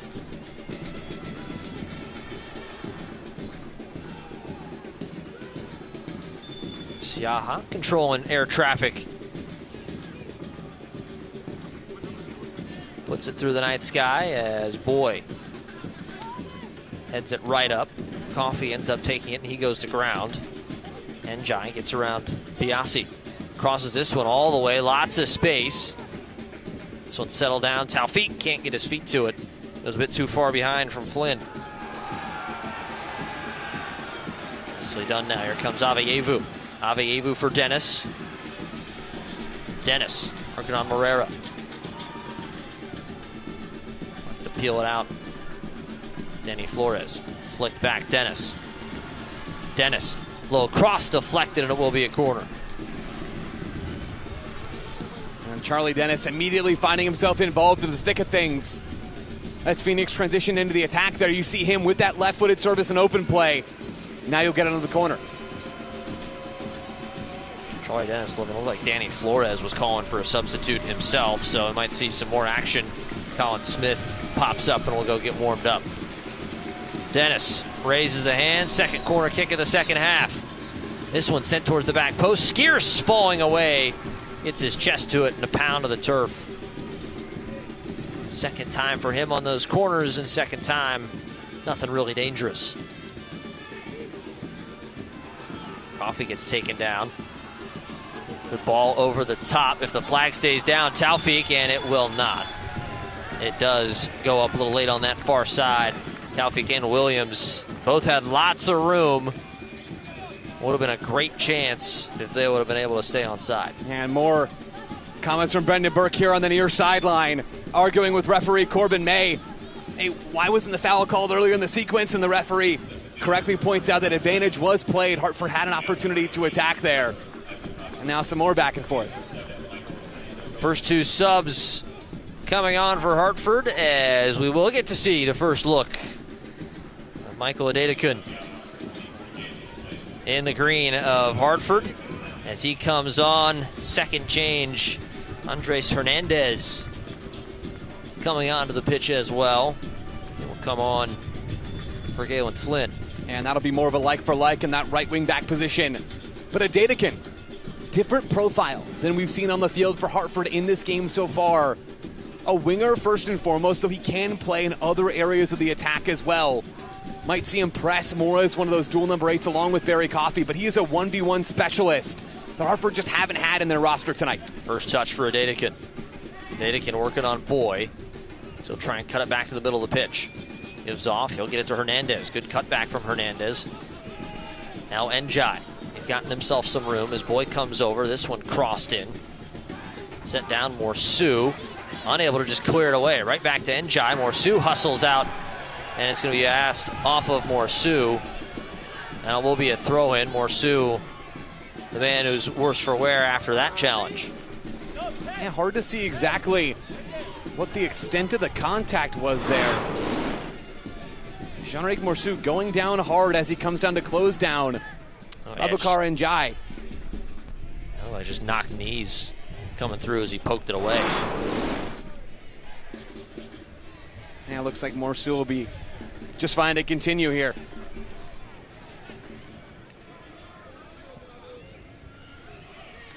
So Njai ready for the long throw.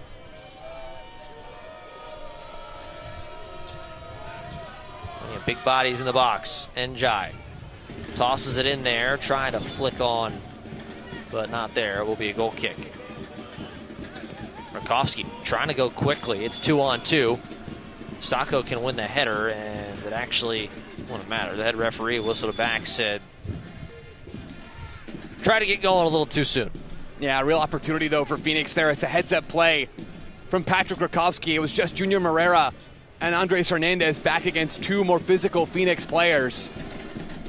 Savvy play from Rakowski, who, Killian, has been really impressive in possession so far this season. One of the best distributing goalkeepers in all of the USL. Gives Phoenix a real edge when they do try to play out, whether it's short or long.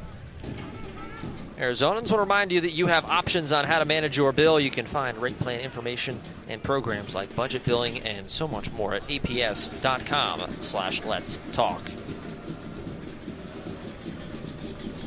Long ball played out for Sacco. Sacco chested down to himself. Frenchman Isan Sacco working his way through. Sacco trying to find Charlie Dennis. Not enough behind it.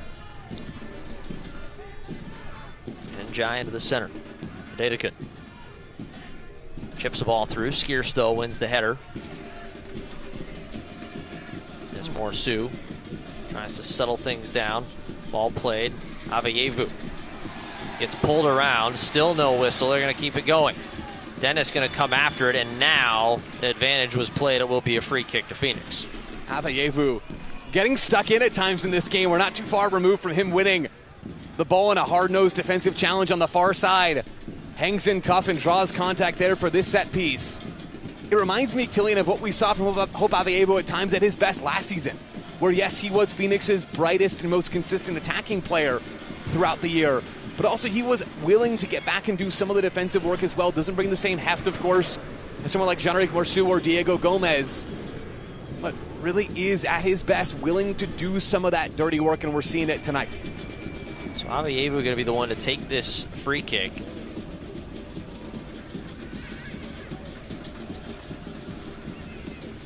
Got Boy on the far side, all the way at the end of that line. He's the biggest body out there. Avayevu will put this one towards goal, and that one calmly caught by Siaha, as now some contact. The Dadekin and Morsu just got their feet tangled up.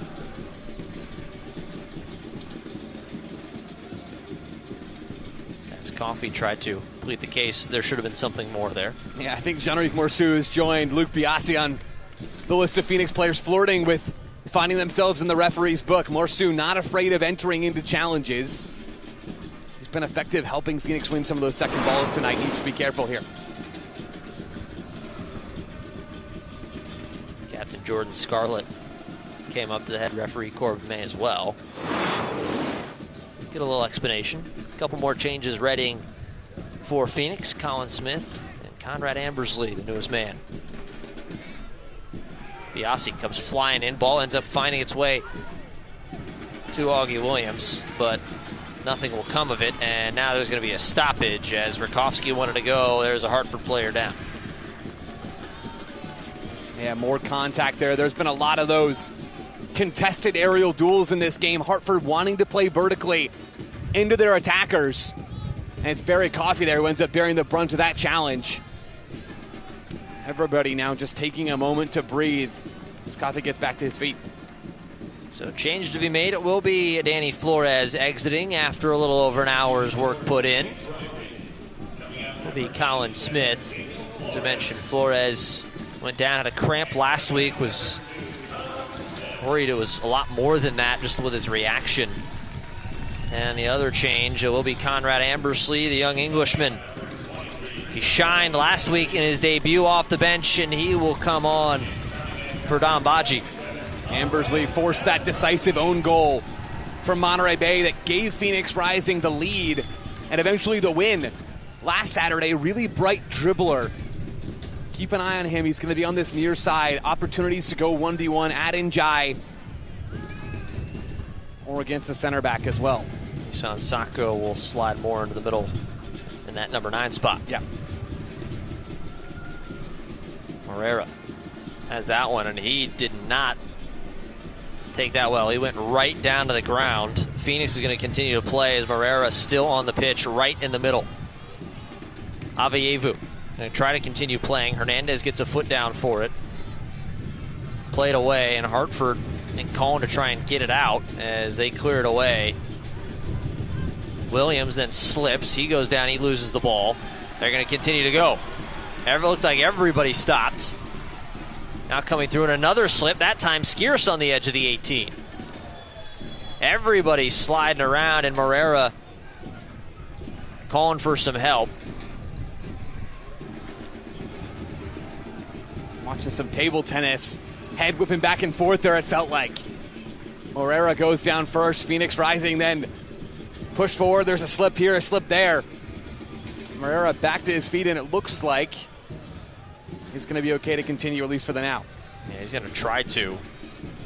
He originally went down. He tried to leap up and kind of play that ball right in the midfield and just kind of caught it in an awkward stance with the legs. Looks like it was just a cramp as he's back moving around well. Gomez for Dennis.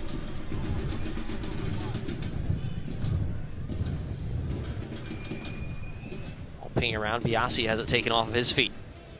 That's Morera.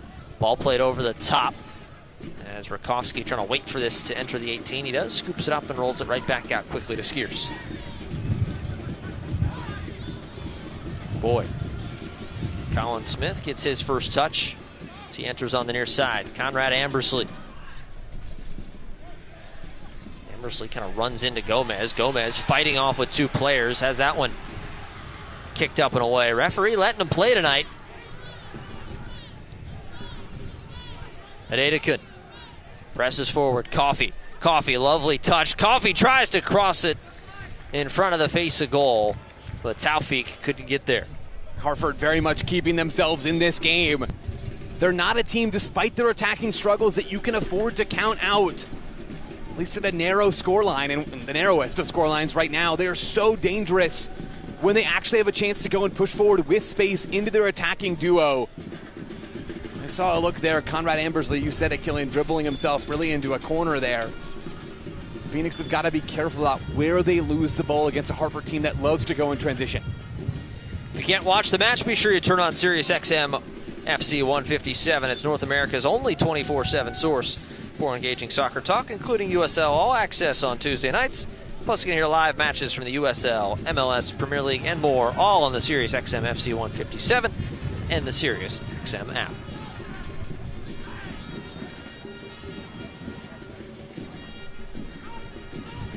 Long ball at the top, looking for Taufik. He wins it, settles it down now. Njai looking for Taufik again to go right back to him. Ball bounced around. Njai, a little bit of a shove.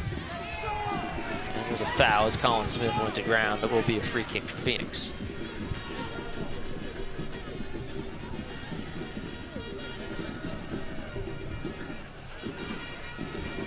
70 minutes played, 0-0 between the two sides. Killian McClatchy, Joe Lowry. Zavievu misses that header, but it ends up falling down to Biasi. Gomez, right back for him. Now Charlie Dennis. Biasi, good footwork.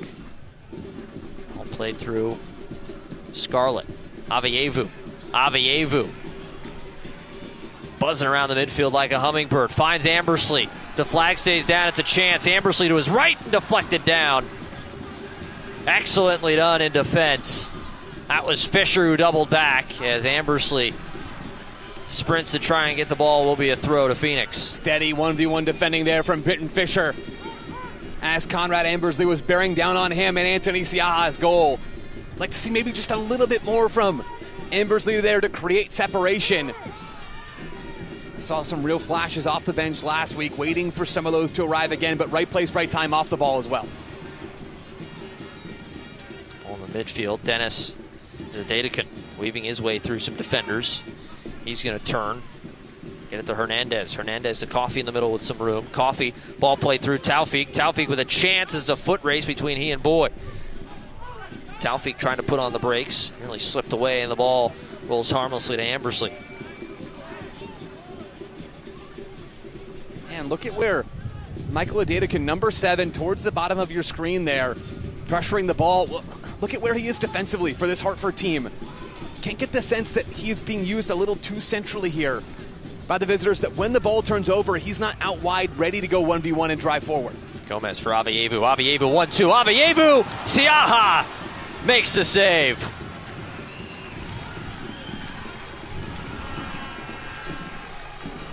Another opportunity from Phoenix Rising. Acting manager Vikram Virk on the near sideline applauding the work there from this team. Hope Avievu, everything but the finish. The combination play is lovely. Avievu frustrated, goes and actually puts his foot through that ball down at the south end. He is frustrated that he hasn't found the back of the net yet tonight. You couldn't ask for a better build-up with that one. Gomez, Avievu to Sacco, back to Avievu.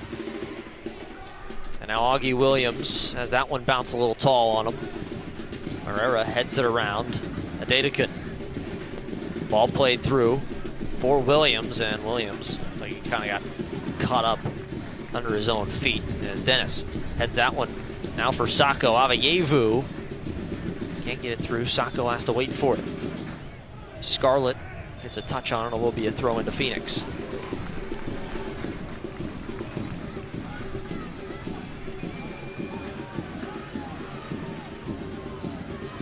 Sacco will toss it in for Hope Avievu.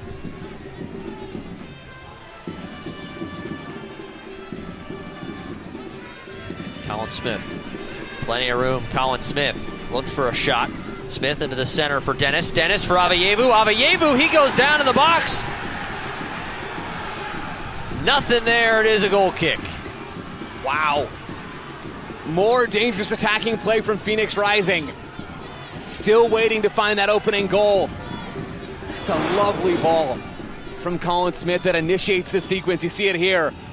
The left-footed pass to Charlie Dennis in zone 14 right at the top of the box. And that's good recovery defending there from Andres Hernandez. The second half substitute pinching in at just the right time, along with TJ Prespas, to snuff out that flame from Phoenix. Phoenix has been knocking on the door in the last 10 or so minutes. Just hasn't been able to break through it. And Jai flicks it up. Hartford does a nice job to keep the ball. Trying to chip one over the top as Rakowski comes and slides out to a knee and scoops that one. It's not been flashy, but there's been so much substance to the defending from Potmar Boy and JP Skiers tonight. Two hard-nosed defenders forming a partnership, really. As this season continues to go, those two have been really impressive. Dennis goes down. Looks like they're going to play the advantage. And it will be. Avievu, Morsu turns. He's got Ambersley and he'll find him. The Englishman Ambersley crossed in towards the back post. Sacco chested down to himself. Sacco at the edge of the 6. Sacco! Nothing on there. And Anthony Siaha is irate in goal after that chance. Well, and we've seen that a couple of times tonight, Killian, where Siaha just so frustrated at the lack of pressure on the ball that's playing out in front of him. Has every right to be as well. Phoenix continue to find looks. And Brendan Burke makes yet another change, trying to change the recipe for this team.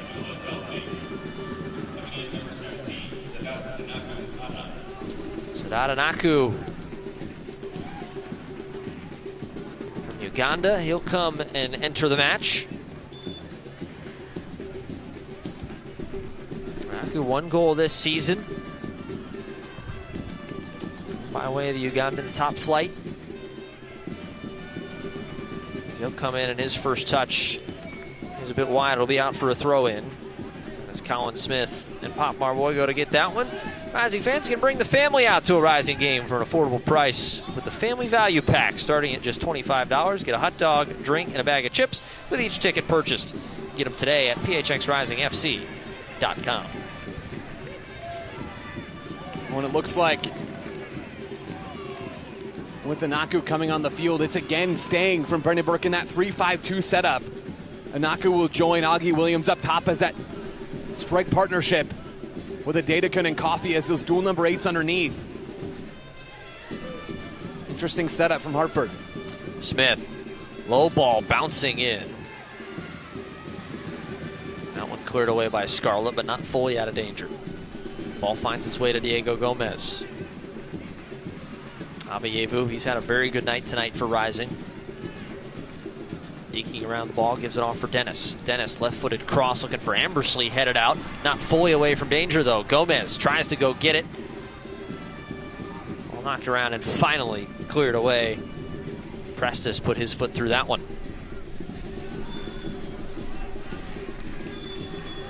And we will have the stoppage, 75 minutes played. We will go to the second half hydration break. Still 0-0 between Phoenix and Hartford, Joe. Yeah, we're seeing more and more changes from both of these sides. I do wonder, Killian, if and when Phoenix Rising will go to their bench for Gunnar Studenhoft. We saw him start up top next to Dombaji last time out against Monterey Bay. Gotten a lot of run this year as a starting 9. Rough around the edges, Gunnar Studenhoft, but has the athleticism to create moments that simply nobody else on either side can. I do wonder if we'll see Phoenix go to their bench to bring in another striker. Maybe it's Abayevu that would give way. Maybe it's Isan Sako. Really curious to see how that will unfold for Rising when it comes to their bench tonight. You have to imagine somebody's going to press to try and find themselves a winner here tonight. And really looking at the Phoenix bench, Studenhoft is the one. He is the one that could give Phoenix that little bit of a lift as the only natural attacker left. Well, it's 0-0 here, and we're glad to have our partner Joe Lowry back. He decided to go gallivanting around the World Cup, and he was kind enough to share us a lovely little slideshow. Adventures at SoFi or Los Angeles Stadium, depending on who you're asking. Sure. We're in America. It's SoFi Stadium. But you were there for a couple USA games. Wow. An incredible experience. I mean, it had to have been. Yeah, the first day of school energy on that picture, and oh wow, that's the one that America needed right wow, there. I can't believe these are seeing the light of day. It was a delight. I am thrilled to be back, but to see a World Cup unfold here in the United States and Mexico and Canada was just such a special experience. I think everybody got a piece of that watching at home, but so thankful to have been able to be there to cover the U.S. team for this World Cup as well. The SoFi Stadium, I mean, that opening U.S. game against Paraguay, I've never heard a louder crowd at a U.S. game before. Something so special to see so many people behind that team. Of course, didn't end the way that anybody really wanted in that extremely poor 4-1 loss to Belgium in front of then the largest English language audience for a soccer game in the United States ever. Still, it very much feels like there is momentum continuing to build when you think about what's happening, even when you look across the USL and some of the improvements and changes that USL is trying to make. There's a lot to be excited about right now in American soccer. It was fun to see some of that firsthand. There certainly is, and I think obviously you saw it at the stadiums, you saw it around internationally, everybody coming here to the U.S., to Mexico and Canada. But then you go down even to the local level, Phoenix Rising hosting watch parties and events for both the USA games and the Mexico games. Pretty much everybody around the championship was doing the same thing. It was, hey, come out, let's watch these games together, let's grow the game, which is the biggest part here in the U.S. Yeah, very much so. You think about 1994 and the legacy of 94 being really professional soccer on the men's side here in the United States. Talk to people around the game. I think they're hoping that the legacy of this World Cup in the U.S. and in North America will be youth participation. And I think about what Phoenix Rising have been doing, Hartford as well, bringing in young players, putting them through academy setups. Phoenix have Jathan Irwin and Jamison Ping on the bench tonight. Young academy players that have bright futures in this game. I think seeing the World Cup play out on home soil will open up the door for so many other young players to come in and really enjoy the game and embrace the game and pick up something new for a lot of families. A lot of potential there. Avievu gets going. He chips one over for Colin Smith, who sends it into the middle but cleared away. Nicely done to send it out.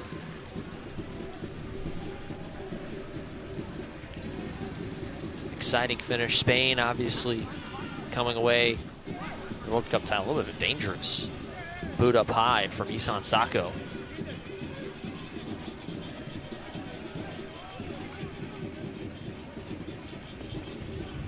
Nonetheless, great experience. Glad to have you back, Joe. Aww.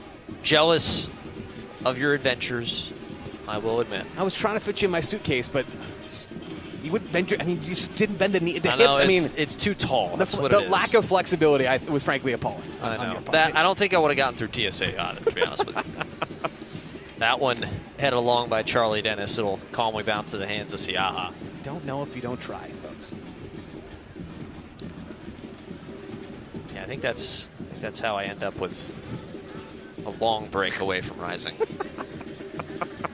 We don't want that. We don't want that, Gilly. Yeah, you'll be doing these ones on your own after that. That's dicey. 10 minutes left to go in the 90. 0-0 still. Avievu trying to sneak that ball and thread it through to Sako. And to me, Killian, even coming out of the hydration break, it just looks like the legs are lagging a little bit from Phoenix as Hartford make another change.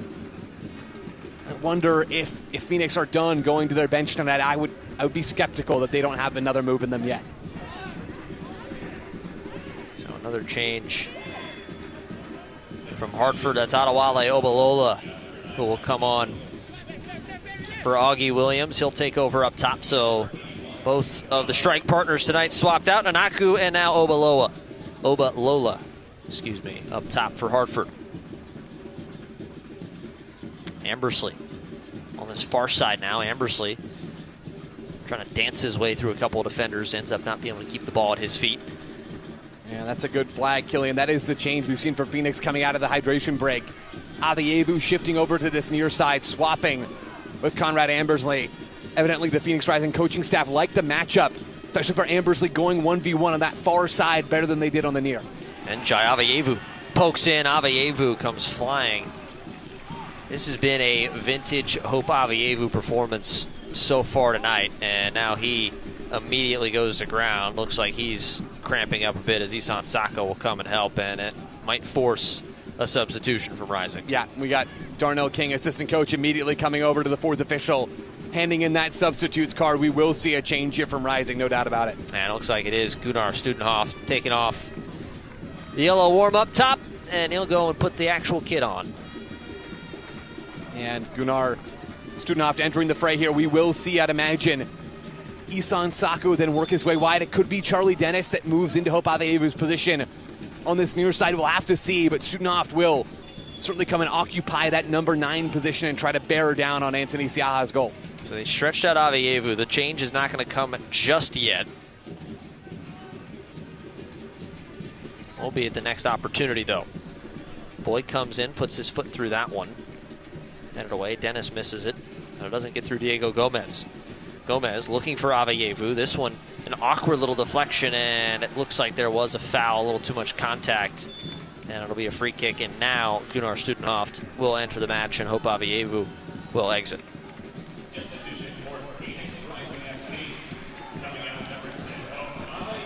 Well, Joe, if there's anybody that you want for the last 8 minutes and change, if you're Phoenix Rising, it's number 11. Yeah, and this really is the role. I think when Phoenix Rising acquire Gunnar Studenhoff, this is what they're looking for him to do, right? To be that late game snow globe player where you shake the snow globe and see how the snow settles. We're going to see him through the middle now. It's Isan Sako who's moved back wide. Ambersley now coming over to this near side yet again. Cards reshuffle once more for Phoenix.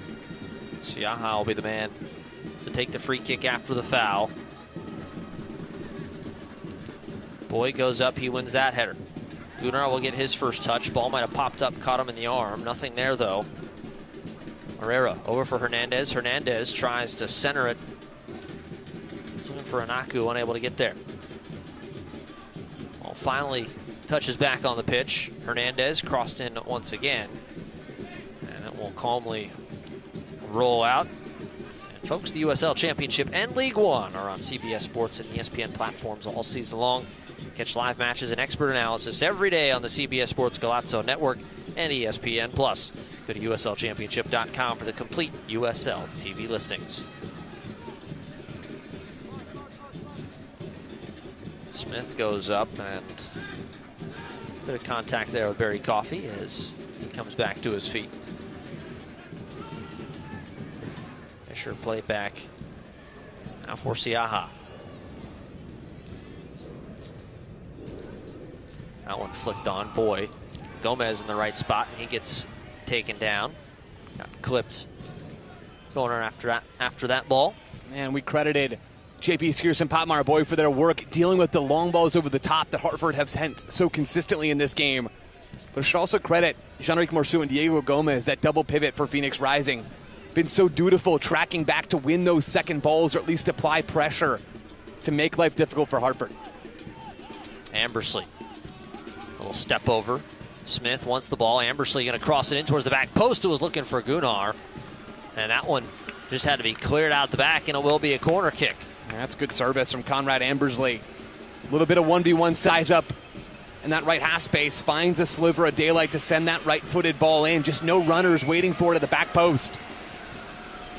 Love to see someone crashing in that exact spot. Another Carvana corner kick. Got the big bodies. Gunnar, Boy, and Skierce. Skierce was the target on the last two.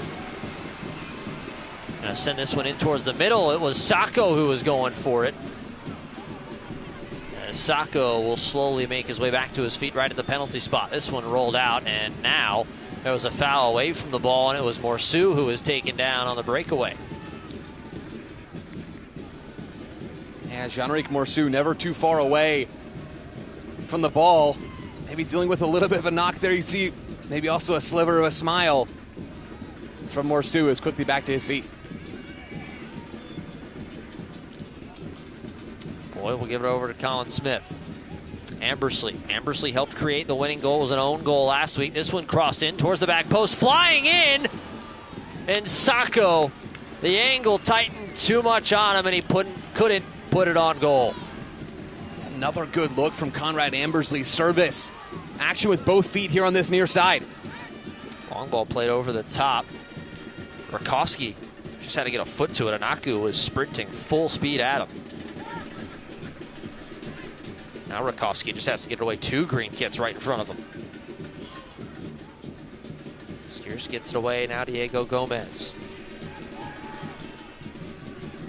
Colin Smith still looking to try and find a winner. 3 points are still to play. Ambersley. Ambersley pressing ahead. Ambersley goes down right on the edge of the 18. And it will be a dangerous set piece. And you have to imagine the dangerous left foot of Charlie Dennis is going to be the man looking for this one. Well, that's 3 times in a row now, Killian, that Conrad Ambersley has run right at Babukar Njai, where Njai is daring him to cut inside onto that left foot every time he's positioning his body. Njai so much, you see it here, that he's trying to deny the access to the touchline. But really, Ambersley does well to cut inside there, use that positioning to his advantage, and set up this set piece for Charlie Dennis. Dennis, he led this club in goals last season. 6 of his 7 were either game winners or game tying goals. He's got 1 this year.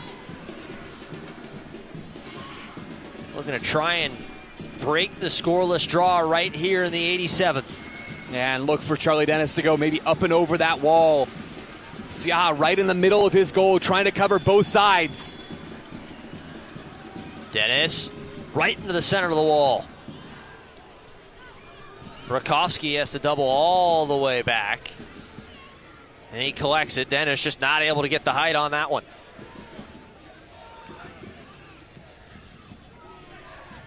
Rakowski sent it right back towards Dennis, who flicks it on for Ambersley.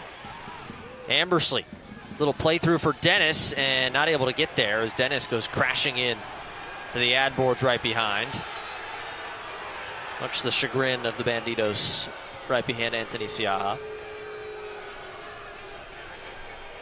I think no better tradition weekly in the championship than the away goalkeeper becoming real good friends with the supporter section behind him. Yeah, you can set your watch by it.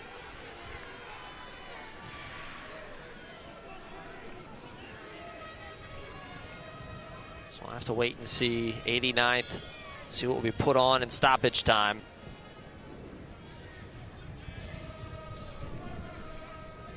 Skeers take that header, and it'll just be popped right up and nearly right down the tunnel towards the locker rooms.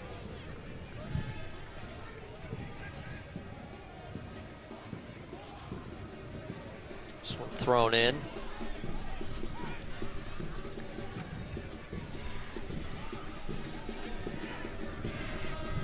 Smith now for Ambersley. Ambersley weaving his way through the midfield. Now to the center, Ambersley trying to get it to Gunnar, and a little miscommunication between the two. Headed right back down though. Ambersley gets it again. Ambersley, good sliding challenge there from Njai. Boy comes flying in to help out Gunnar. Little one touch for Boy. Boy trying to help out in the attack. He hits the deck, ball still out, pokes it out for Sacco. Sacco hesitates, Sacco goes down in the box. Nothing there. Corbin May waved it off, said keep going. 3 minutes of stoppage time, and here comes potentially a counterattack. And Smith clears it out, and it will be a foul and a free kick. It was some contact back behind the play. Well, we've got about half a dozen folks on both benches up in arms. That's how you know game's getting a little bit wild here. I don't have, Killian, we haven't seen the replay yet, but on first glance, I don't have any issue at all with Corbin May not blowing the whistle and pointing to the penalty spot just a moment ago. I think that is consistent with how the game has been called, where it's not been a lot of small, simple fouls. It's been a lot of the more aggressive bits of contact that have been whistled tonight, and I just don't think that's met here. Sacco goes down certainly after contact from Andres Hernandez, but it's not enough for me with that extension from Hernandez for it to be whistled. This is a rising club. They lead the league in penalties awarded. Not able to get one there. Hernandez going to send one, and well too long. They've already played a minute. That's Rising, and they tried to go quickly, and they're told to reset it. Well, and we're about at last chance saloon now for Phoenix. That look from Isan Sacco after Patmar Boy fought his way into the 18. That might have been the last opportunity. We'll get to see if Phoenix can find one more here on Anthony Siaha. So Dennis bringing along midfield. 2 of the 3 played, and that ball just kicked right out, and it will be a throw-in for Hartford, so it might be the visitors who get the chance. Well, and that's huge for Hartford. They've been trying everything to see out this result. Now they have a chance to push some numbers forward. They take plenty of time trotting over to this throw-in. You want to see, if you're the visitors, every second possible, tick off the clock. Less than a minute remaining now. Hernandez going to be the man to go and pick it up. Slow jaunts over. Intent to let the time continue to roll off. Owen knocked up there. Sent high into the air. Dennis. Ball played over the top. It's going to be Gunnar Studenhoft. Gunnar waiting up. Gunnar cuts it to his left. Gunnar, ball still at his feet. Poked away and cleared out. Boy going to leap up, knock it right up into the air. Anaku at the edge of the 18. Anaku left-footed shot and trickles into the hands of Rakowski. Corbin May checking his watch, continuing to run forward. Might be the last chance for Phoenix. Ambersley. Conrad Ambersley cuts over to his right, has some space. Ambersley crossed and deflected out, and it will be a corner. Ambersley yet again getting on the ball. He's been so bright for Phoenix, just 19 years old, his second appearance for Phoenix Rising. He has spearheaded so much of the attacking play late in this game. He's earned this team a corner that very much I'd expect to be their second to last kick of the game. This might be it. It's Dennis. Put his left foot through it. Dennis crossed in, back post. Nobody there. Adedekun heads it up. Siaha comes leaping into the air, and that will do it for the 90 minutes. 0-0 between Hartford Athletic and Phoenix Rising. A point aside in a hard-fought 90 minutes. Yeah, hard-fought is the right word for it, Killian. Plenty of players on the ground, completely sprawled out, hands on knees. Just about everywhere you look. This was a game with plenty of chances on both sides. Phoenix, though, really controlling so much of the second half. More repeatable looks from them that we've seen basically all season. There were a lot of positives for Phoenix. But credit to Hartford, seeing this game out, some good saves from Anthony Siaha, ultimately holding the hosts to a scoreless draw. A point taken during this road trip. They fell last week in Rhode Island. The longest of the travel, able to come into the heat in Arizona, and Hartford will return back home to Connecticut with a point in their pocket as they start to wrap things up. 0-0 the full time. Don't go anywhere. We got the Modelo post-match report when we come back.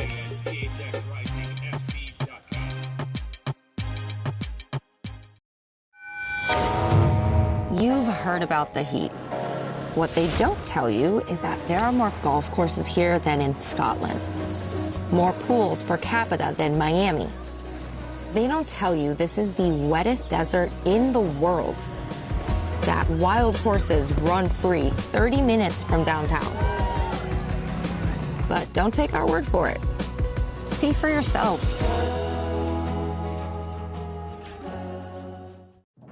At Raising Cane's, we focus on making the most craveable chicken finger meals, getting them right every time.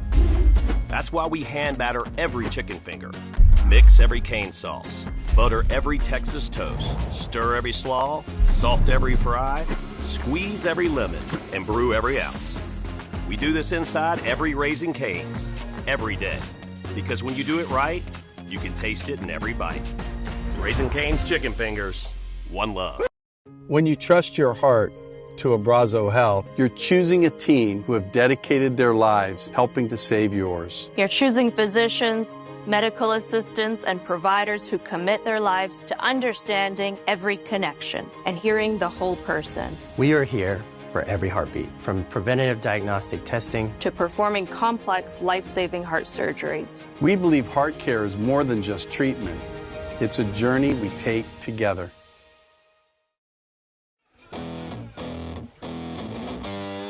Back in Modelo post-match report, 0-0 through 90 minutes. Phoenix Rising, Hartford Athletic. Point aside as Hartford will turn back east. A well-fought point, and Phoenix Rising, they'll have one. Here is your Gila Rivers Resorts and Casinos match highlights. What a find. Early on, it felt like Rising Joe had the better of the chances. Some big saves from Anthony Siaha, but just unable to break the seal on the goal. And Hartford, albeit wasn't necessarily the flashiest, but there were chances still. Yeah, very much so. Both teams had looks in the first half, but I think, Killian, you're spot on balance. Phoenix had the better of the play. They controlled this game with the ball. After maybe the first 15 or 20 minutes, their counter press was really sharp. And you see the looks from inside the box. Phoenix had more of those sort of clear-cut chances than we've seen in most games this year from open play. The combination between the attackers who are still finding their chemistry, finding their footing together, I think despite the scoreless draw, gives this Rising team something to build on moving forward. Yeah, the finish just wasn't there. Isan Sacco one of the league leaders in goals, and this team leader in goal. There's another one. Great build-up. Sacco finds Abeyevu. And again, it's that last little bit of finishing that wasn't able to find the difference tonight. Yeah, and those are the moments, Killian. I think if you're Phoenix Rising, you have to believe that if we're creating chances, if we're getting into dangerous spaces high up the field, the finish will come, right? 20 shots, a number of them from dangerous areas tonight. Phoenix certainly with the edge on expected goals, the edge overall with chances. You see it. So many things in their favor tonight. The ball didn't fall into the back of Anthony Siaha's net, but I think there are real things that you can look to build on. The attacking quartet for Phoenix was really sharp. The midfield double pivot continues to play well. Yes, you want the finish. There could have been some tighter defending earlier in this game as well. But on balance, I think this is a Rising team moving in the right direction, even if they dropped a tad in the standings tonight. They did. With that draw, they currently sit in 10th. They will hit the road next week. They will go to Las Vegas. Two teams tied in the standings, both with 21 points. So a big 3 points on the line. They're over on the other side. Hartford Athletic, they'll return home for a few days, and then they'll head back out on the road. They head to Loudoun United. They play